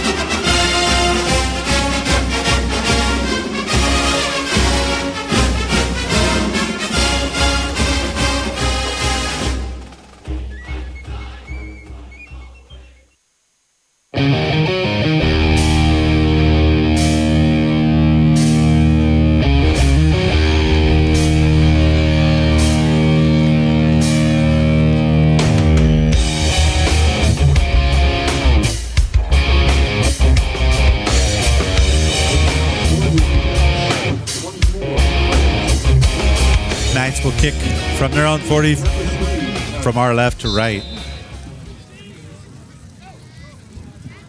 And they're going to drive it deep this time, all the way down inside the 5, taken right back to the 1-yard line, taken right back at the middle, steps inside, makes a good move, but he's going to get corralled there about the 18-yard line. CJ Carrillo was down there and turned him in, but ultimately Juan Ojeda brought him down with host of Knights right there ready to stop any more progression. It's going to stop the ball, put the ball right on the 18-yard line. Juan had a great game last week from his safety position, coming up and making plays in the run game and some good pass defenses. I haven't called his name as much on the defense side in the first half, but a great special teams play to limit the Grizzlies. Poncho's going to roll out to his right, lets it go. Caught out of the backfield, Bradbury, but he's wrestled down just across the 20. They'll mark it at the 20, all the way up to the 22, so it'll be a 4-yard gain. Myrick and Hernandez combine on that stop.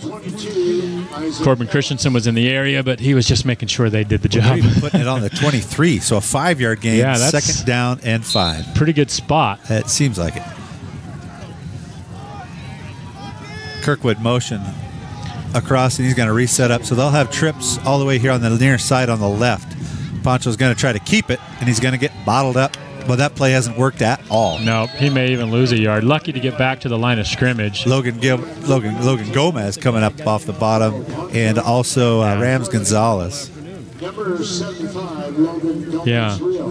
It's a loss of about a yard on the play. Logan Gomez is just tackling everybody. He's just bringing guys down. And if the guy with the ball happens to be one of them, so be it. Eddie Cortez in the game for Jack Diaz. Passing situation here you would expect for the Grizzlies. 2 receivers to the left, 1 to the right, and the Knights jump across the line of scrimmage. It's been something in the last 3-4 games that the Knights have been a little bit prone to.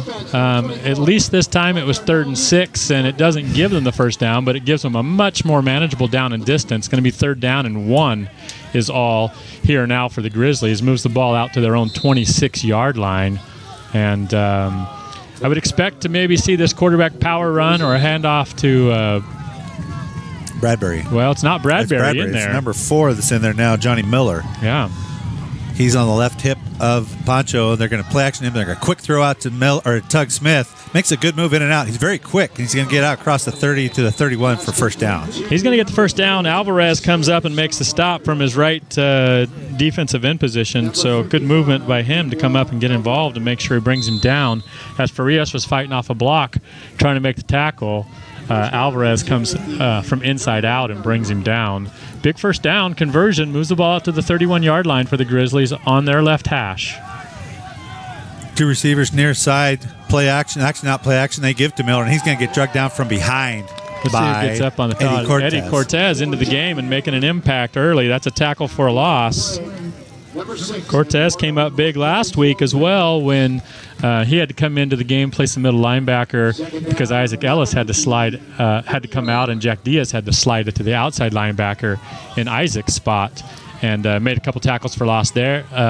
Last week against Okanagan, comes up with a big one there, brings up 2nd down and about 11 now for the Grizzlies. Poncho in shotgun, stands there plenty of times. Going to throw it down this side, and it's going to fall incomplete. They're going to throw a flag here in the middle. I'm not sure where they're throwing the flag to. I don't know if that's a defensive holding penalty. I didn't see anybody in the area. It would have to have been holding before the ball was in the air. That would be a holding penalty if that's what they call. That's the difference between holding and pass interference on the defense is whether the ball is in the air. But they're going to actually call pass interference. No, he's picking up his flag, but they're going to. Defense, number 8, 15-yard penalty. Interestingly enough, that's not even who the ball was thrown to. No, he was thrown to Angel Farias, the guy Angel Farias was guarding, and Myrick is the one called for pass interference on the off receiver. They were both kind of in that same area. Myrick's not happy about the call, but kind of slaps his hands together, shakes it off, and ready for the next play. Ball's on the 44-yard line, moves it up near midfield for the Grizzlies. Bradbury back in the game in the backfield with Poncho. We're going to have Tug Smith out as one of the receivers wide to the left, along with number 5, Moorhead. 1 receiver wide right. Poncho has the ball, rolls around his hands, quickly throws it, and gets knocked down. Could have got picked off, but it was such a hot pass that Alonzo Hernandez just knocked it down in the path. It was a low driving pass. We talked about earlier in the game where he kind of lofted one and it almost got picked off. This time he tries to throw a hot pass into the location he needs to, but Alonzo Hernandez from his middle linebacker spot read that and jumped in the lane. Because it was a lower thrown ball, he was able to get a hand on it, but not able to bring it in. It's going to be 2nd down and 10 from the left hash 44-yard line. 3 receivers set out wide to the right. Poncho looks to throw on the left, and it's going to fall incomplete as they tried to throw a little screen out of the backfield to Bradbury. C.J. Quintero coming in from his outside linebacker position does a good job breaking up that screen pass. Coach Scroggins pretty excited, gives him a big high five as he comes close to the sidelines. And great job there, 3rd down and 10 now. Again, from the 44-yard line on their own left hash. Logan Poncho Gomez and the Grizzlies calling for the crowds to respond, and they're likewise doing what he's asked them to do. On a big 3rd down and 10 here from the Grizzly 44-yard line. Poncho in shotgun takes the snap, throws it across the middle, and it's caught. He breaks through 1 receiver into the 40, then gets across the 35 to the 34-yard line. just a little bit too much time for Pancho to have, and he was able to catch that man across the middle. Was that Kirkwood? That's 88? Leslie. Or was that Leslie, number 80 off the tight end? Good arm strength. Threw that ball nice and hard. Leslie was able to grab it, and it was Myrick for the Knights that came across and made the tackle. Myrick wasn't the guy in coverage on Leslie, but came across and helped and made the tackle. First down into Knight territory. Pancho Waters out to the right, trying to avoid pressure, and he's getting around that right side, and he does let the ball go. He's got a man across the end, but he overshoots him by a little bit across the 10-yard line. It's going to fall incomplete. Intended for Tug Smith. Coverage was by Angel Farias, and he just tried to throw it up over the top. The reality is he probably would have been better off keeping the ball and running. Yeah. Could have picked up 5-6 yards at least. Well, he's got that 28-7 mindset that they need to score, and he's right. Yep. Logan Gomez is going to take a breather here, and number 51 for the Knights, Jesse Martinez is going to come in and give him a break. They'll slide. Slide Manny Alvarez over to the center. And, Pancho again looking to throw. He's going to get swallowed up as the whole pocket collapses way back at the 42-yard line. We'll see where they mark it. Somebody's got to get credit for that, but that whole thing collapsed. And there was a bunch of Knights that just folded around Pancho and bring him down for the fifth sack. The fifth sack of the game for the Knights. That was without extra pressure. That's just the 4 down guys coming. Third down about 17, 18 yards. Or 3 down with one linebacker. I think Ellis was coming from the backside. Third down and about 18. Pancho's been able to convert on a couple long down and distances so far tonight. The Knights trying to... Throws it, and it's going to get caught by Leslie, but it's going to get caught, and he's going to get brought down right about the 36-yard line. So they're still going to come up short of the original chains, and it'll bring up a 4th down and about 12. They'll be going for it here. Yeah, so obviously a situation you expect them to go for it. Eddie Cortez and Lorenzo Myrick in on that stop. 4th down and 12. The ball is on the far hash. Newport going from our right to left. They have a 4th down and 12 on the Knight 36-yard line. The wide side of the field is to the left, to the Knight sideline. Short side to the Grizzlies sideline. They're going to run 3 receivers out wide left. They'll keep a tight end to the right-hand side. Bradbury's going to be in the backfield with Pancho. And the Knights fan base getting a little fired up here. We're going to get a timeout call, I believe. Newport's going to call the timeout. So 17 seconds left to go in the third quarter. We'll take one as well. It's 28-7 Knights lead. You're listening to RoyalKnightsFootball.com. From the most trusted name in the Columbia Basin comes Callahan Gravel. You'll love Callahan's rock-solid product. Multiple applications include driveways, roads, stackyards, and landscaping. A pothole's worst nightmare. Call Callahan Gravel at 346-2208 to get rocked.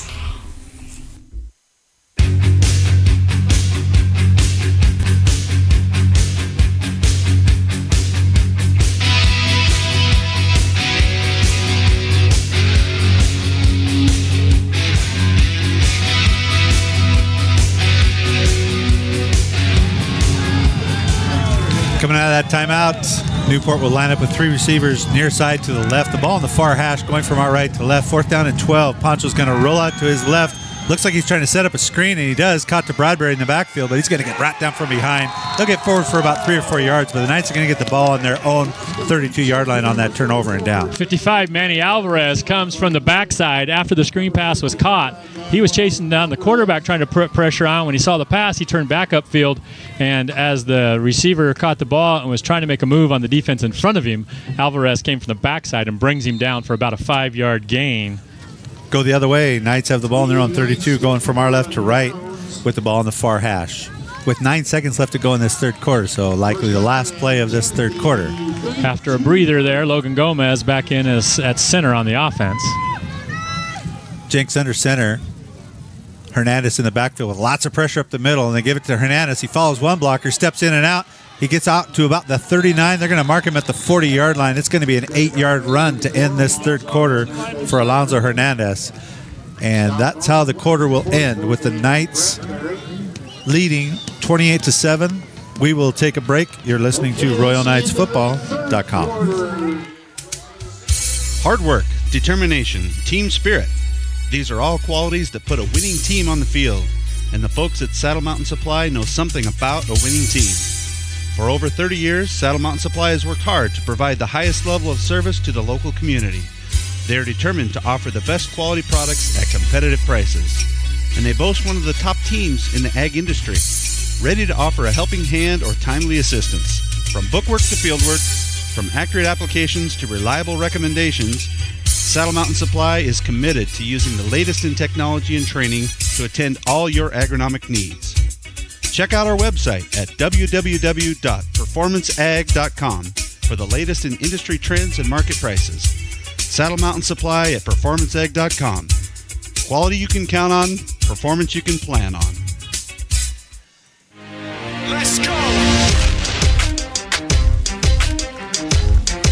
Yeah. Start of the fourth quarter, Knights have a second down and very short. The ball on their own 40-yard line, second down and 2. They'll switch sides, and they will go from our right to left now. Knights going into the east end zone. Ball's on the right hash for the Knights. Tight cluster, trips formation, tight in on the left. They give to Hernandez. He follows blockers around that right side. He breaks through on that far side. Good enough for first down, and we'll see where they mark it. Looks like they're going to put it right at the 45-yard line, so about a 5-yard run. 5-yard gain. That means he's got 19 carries for 76 yards, working hard.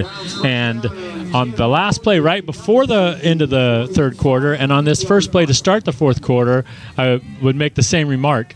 Very good job following his line. Yeah. Very good patience, staying in the back pocket of his offensive lineman until he sees the cut he wants, and then making that cut and picking up 4 or 5 yards.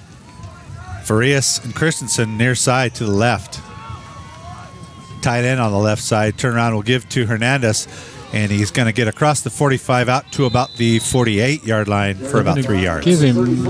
No, they just moved the spot back, so it's going to be a 3-yard gain they're going to give him. That's 20 carries that he's got, and he's got 20 carries for 79 yards. Lorenzo Myrick's got 3 carries for 83 yards, so they're about the same in production, but they're using them in different ways. Yeah, for sure.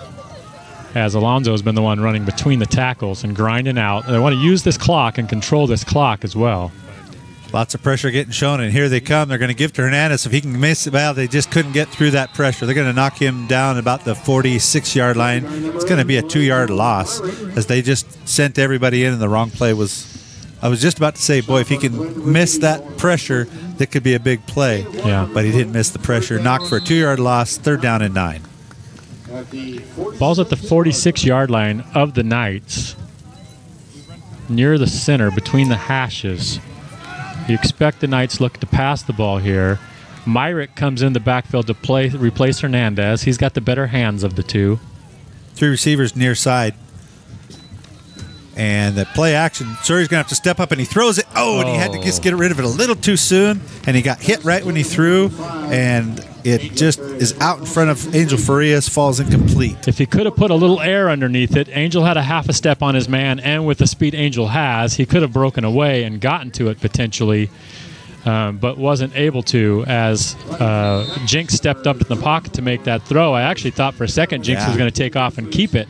As he stepped into the pocket, maybe he thought he saw a lane, but he was just climbing the pocket to get to where he could set his feet. And he kind of got drilled when he threw it, as CJ Quintero will come in to punt it away, and it's going to bounce about the 30. It takes a Newport bounce. They're going to stop at about the 33-yard line as it goes backwards for the Knights on the bounce. So 10:26 left to go in the game. Knights leading 28-7, and Newport will have the ball on their own 33-yard line. This Newport Grizzly defense is no joke. We kind of knew that coming in. Yeah. We knew that coming in. That Northeast A-League, really, that whole league really thrives on defense, typically low scoring when those teams play each other. The team scores 4 touchdowns in a game. That's a pretty high-scoring game for those guys when they're playing each other. It's their defense that is their calling card. Kirkwood motions out of the backfield to the right. Poncho's going to pull the ball down. He was going to throw it. He's still going to try to throw it, and he's caught at the 40-yard line. Good athletic play, in and out. So first down yardage out to the 46-yard line for about a 13-yard gain. That's Bradbury out of the backfield, who makes the play. Poncho again showing his athleticism. One of the Knights looked like he could have had him for a sack. He's able to dance and shake and throw across the field late, which is what you're never supposed to do, but he's gotten away with it. And he goes down on the far sideline, not feeling too hot.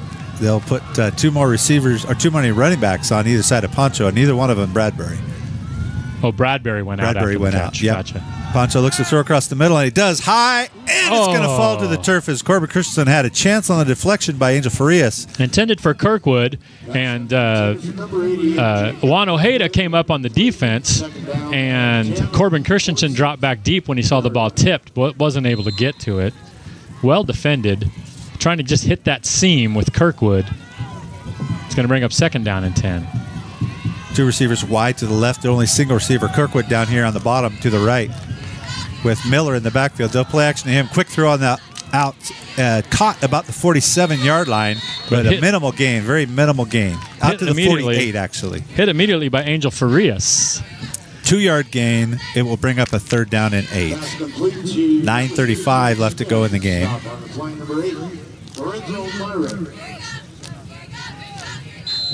Game 2 on the play, 3rd and 8. Ball again on the left hash, 3rd and 8 from the 48-yard line. Poncho, kind of a play action, but they don't really. As it get right as he throws, it gets hit.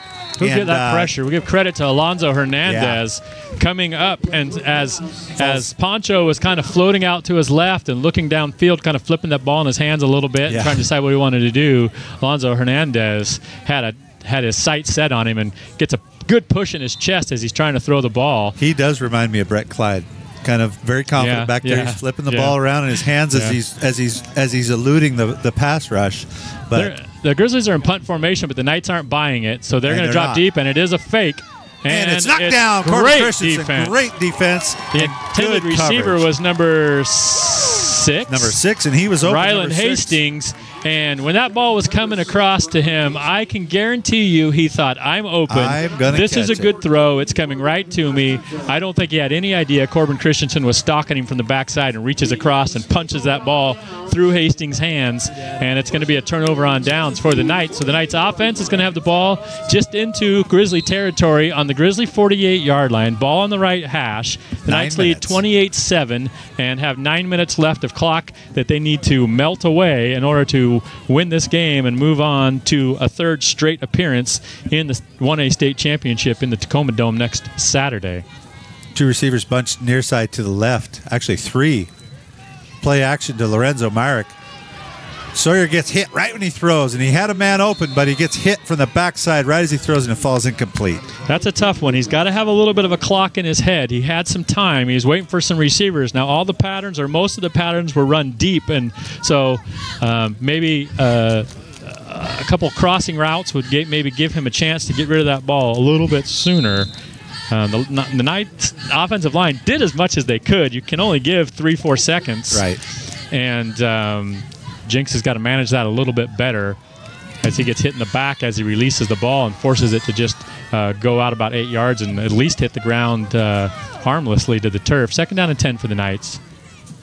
3 receivers near side to the left, Jenks and Chuck, and we'll give to Myrick. He steps inside, right up the middle, across the 40, near 1st down yardage. It'll depend on where they mark it. I think he's going to be a yard short. I think he's going to pick up 9 yards. Out down to the 39-yard line. It'll bring up a 2nd down and very short. 4 carries and 92 yards. 3rd down, excuse me. 3rd down and short. Near 100 yards for the Knights.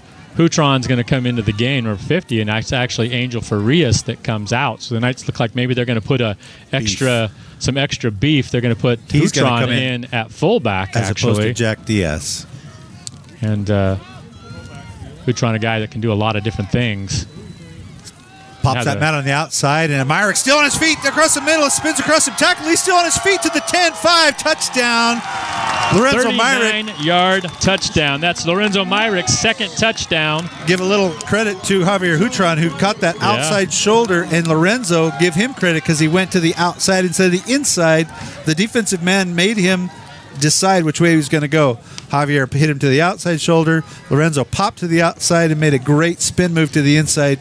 off to the races. Second touchdown for Lorenzo Myrick. Listen to this. 5 carries, 131 yards. There you go. So Alonzo Hernandez has been softening him up, and then Lorenzo's been knocking him down. Osvaldo Guerrero extra point is good. 8:07 left to go in this game. Knights extend their lead to 35-7. You're listening to RoyalKnightsFootball.com.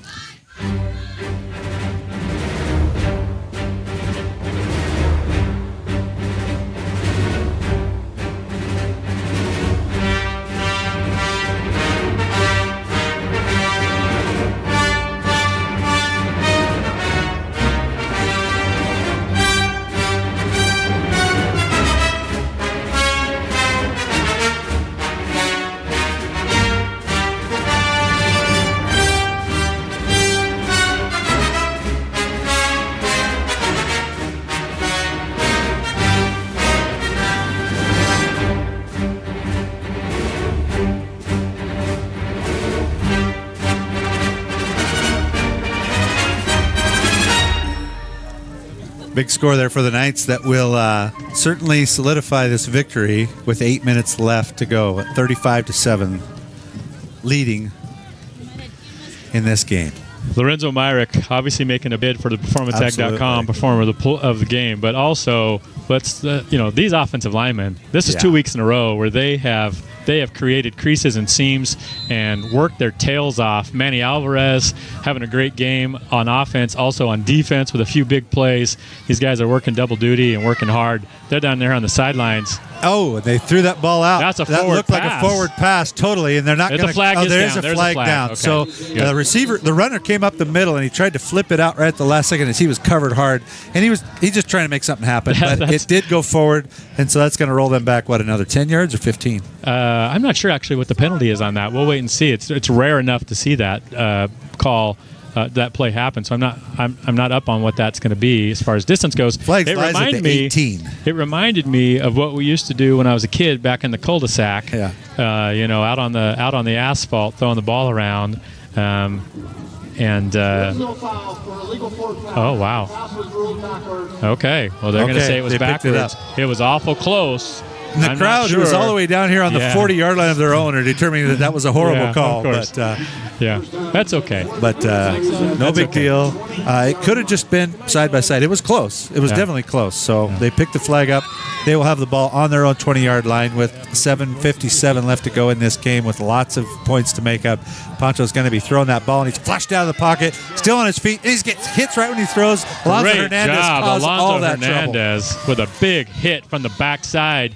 It was he's just not used to getting chased by that much speed. CJ Quintero coming from the front side, Alonzo Hernandez from the backside, and Manny Alvarez even had a shot at him at one point. So enough pressure, even a guy like Pancho is going to break eventually. Koa Pancho's just going, I haven't felt this much pressure all year, and he just hasn't had to face this much team speed. No. Second down. That is. What are they calling here? Well, they're saying that's a fumble and not a forward pass. I guess that's what they're saying. You can advance a fumble like that. I didn't think you could. So is that good for a first down if that happened? I didn't think you could fumble forward like that. But that's really bizarre. I don't know. They're going to give him yards on that. 6 big yards. Old play, and all of a sudden he gets 6 yards because the ball was knocked out of his hand that far and went out of bounds. So that's an interesting call.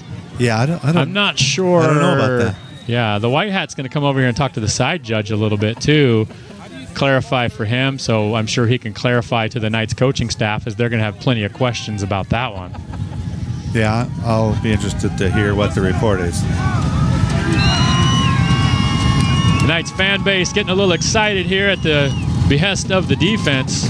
Pancho, play action, not play action. They give it to Bradbury. He divides the men and gets out to the 31-yard line for a first down, just across the first down yardage. So he gets about a 5-yard run, good enough for first down yardage after the 6-yard forward fumble. Yeah, right, exactly. Juan Ojeda comes up from the safety position, puts a pretty good lick on Bradbury, but he was already 4 yards deep, or 4 yards beyond the line of scrimmage, and fell forward to pick up the extra 2 yards.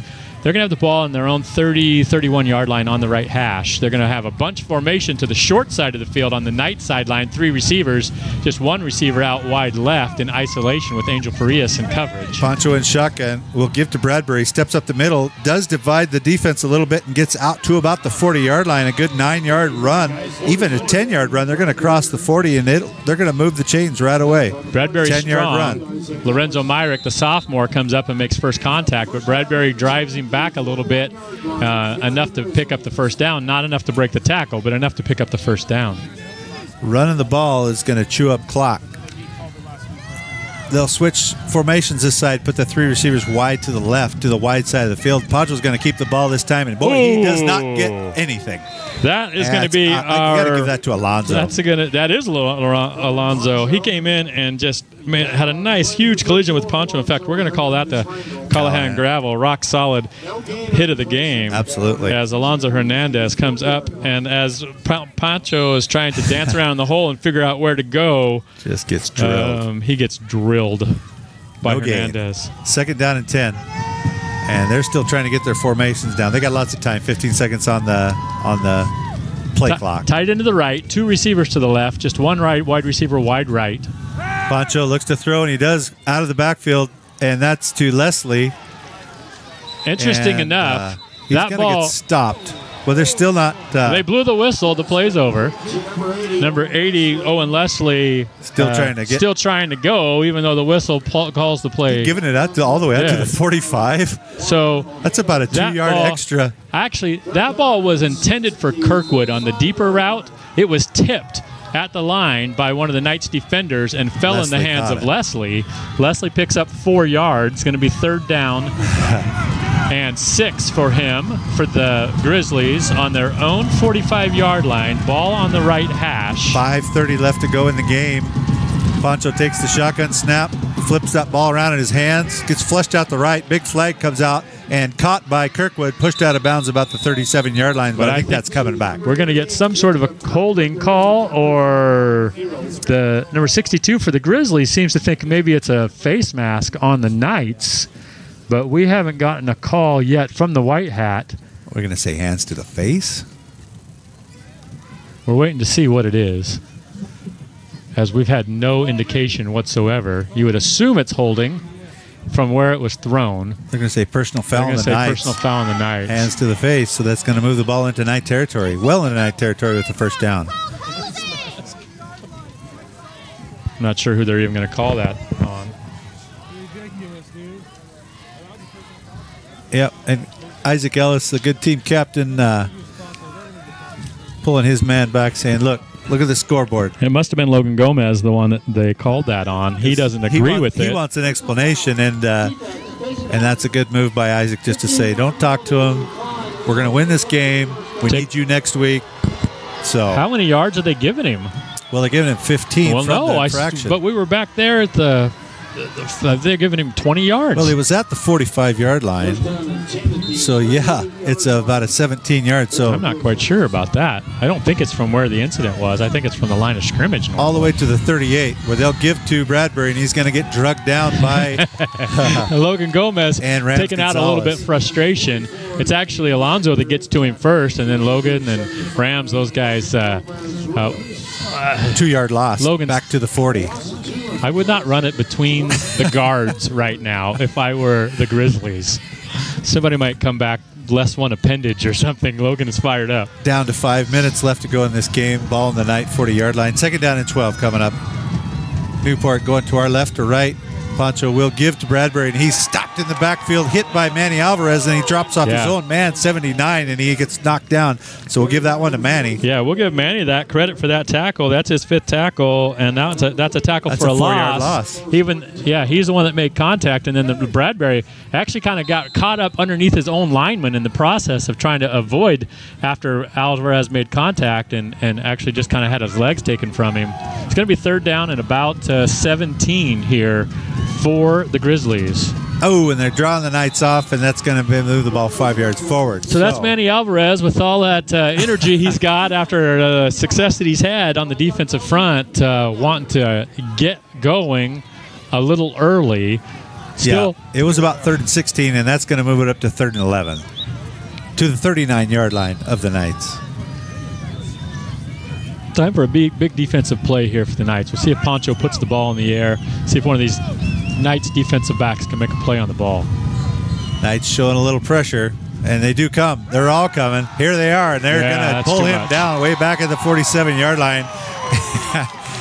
And it's Alvarez that gets up off the top of Pancho. Also, Alonzo Hernandez back there as well. That's the 6th or 7th sack. They'll place it at the 46-yard line, so that's a 7-yard loss. Or no, it was at the 40. No, where was the ball at? It was 3rd and 11. That's right. So it is 3rd and 11 after a 5-yard penalty. 6-yard loss. 4th down and too far, as Pancho will be the quarterback. Knights aren't buying it. They're going to kick it. And it's low. And see if they can get to it this time. They're going to let it get all the way down. They're going to be near the 5-6-yard line. Was that Juan Ochoa who just really wanted to pull that out of the sky, but he just couldn't quite get his hands on it. I believe it was 85, Juan Ojeda. I keep saying Ochoa, don't I? At least you recognize it when I say his name correctly. You realize it immediately. You've gotten better at it. We've had at least 2 Juan Ochoas, so it's in my brain. It's kind of like Alex Myrick or all these other kids that have come to the night program. 3 minutes, 24 seconds left on the clock.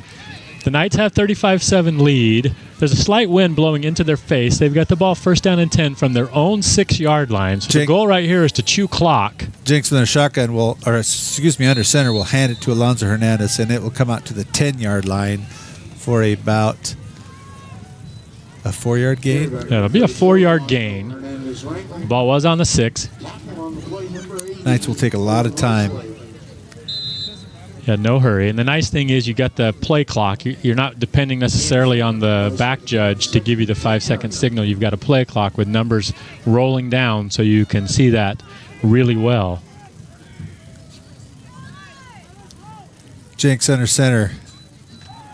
Again, they'll play action. They'll throw it down this far side, and Corbin Christian makes a great catch at the 40, all the way out to midfield, across down into Grizzly territory. That is a 40-yard catch. That is a big-time catch. He just said, I want that more than you, and got it. They're going to mark it right at midfield. Yeah, good position on the defensive back. And Corbin Christensen, with his length, just reaches up over the top and snatches that ball away, gets it all the way out to midfield. That's 8 catches for 144 yards and a touchdown. You got to talk about him as a PerformanceAg.com Corbin's player game? Do you do Lorenzo's player game? Do you give Alonzo for his hard-nosed running? Do you give it to the offensive lineman? And defense. Alonzo's been great on defense. Alonzo Hernandez is going to get drugged down for no gain. He's going to get Bradbury Bradbury's going to catch him from the side and stop him right for no gain at the 50-yard line. 2nd down and 10. 2 minutes left to go in the game. That's Hernandez's 23rd carry of the game, so he's going to want an ice bath after this game for sure, playing pretty much every snap on both sides of the ball. 2nd down and 10. You would expect this would still be a running situation. I formation in the backfield. Jenks under center. Lead to Hernandez. Not a lead, a cross in the backfield as Hernandez gets him met. And he gets him down to about the 46-yard line as Hutron, either was a cross or Hutron went to the wrong side. So. Oh, well. Could go either way. Javier's not played He's not lot your regular fullback. So I don't know what that means. If Jack Diaz I'm looking for Jack to see if he's dinged up a little bit on the sideline. I did see him at one point where he was kind of rolling his shoulder a little bit, so I don't know if he got a little bit of a ding there. 4-yard gain, 3rd down and about 6 coming up the ball on the 36-yard line with under a minute now left to go in this game. High formation with Alonzo actually at the fullback and Lorenzo Myrick as the tailback. Knights are going to milk this all the way down to 0 on the play clock. We'll turn around and hand off to Alonzo at the fullback on the cut play, and he gets the 1st down inside the 40. They kind of pop chins, he and Sawyer. Yeah, Alonzo's usually not the up guy. Yeah, ends up being an 8-yard gain. And the clock will keep running at 45 seconds left. The Knights may not have to run another play, or if they do, it'll be in victory formation. They won't have to run a play of significance as and they are going to line Jenks up is going to get the victory formation here for So the who do Knights. we give the player of the game to, Mike? You got a lot of choices. We do have a lot of choices. We have not given it to Lorenzo Myrick yet this year. We have not, and I think that's a good choice. If you don't give that choice, then you got to give that offensive line. I want to give it to Sawyer Jinks just for showing some emotion right here. He's pretty pumped. You know, he had some big shoes to fill coming into this season, replacing Big Brother, who's been a 4-year starter for the Knights and a 2-time state champion. And I know he's got a lot of pressure on his shoulders to help the Knights get back to this championship game. And he played great, played with a lot of heart, completed 12 out of 17 in the first half, threw for a touchdown, and did a good job leading this offense. So good to see him Let's give it to show Lorenzo. some emotion. But we're going to give the PerformanceAg.com Performer of the Game to Lorenzo Myrick. He finishes the game with 5 runs for 131 yards and 2 touchdowns, big touchdowns that really sealed the deal for the Knights and helped them move on to the 1 p.m. showdown in the Tacoma Dome, the 1A state championship game. We will wait to see who that opponent is. Of 4 La o'clock Center and Meridian. That'll start at 4 o'clock today. If you paid the $10 to watch this game, just watch it at 4 o'clock. That subscription will count for this whole weekend and all of next weekend. Just remember to cancel it. Although we want you to be in Tacoma next weekend. Absolutely, be there. If you can't be there and you can't watch the game and listen in to us, or if you just need to listen in, we'll be there calling the game as well. Knights are going to win this one by a score of 35-7. This semifinal matchup against the Newport Grizzlies. Knights move on to Tacoma one more time, and we will be there. So thanks for listening. You've been listening to RoyalKnightsFootball.com.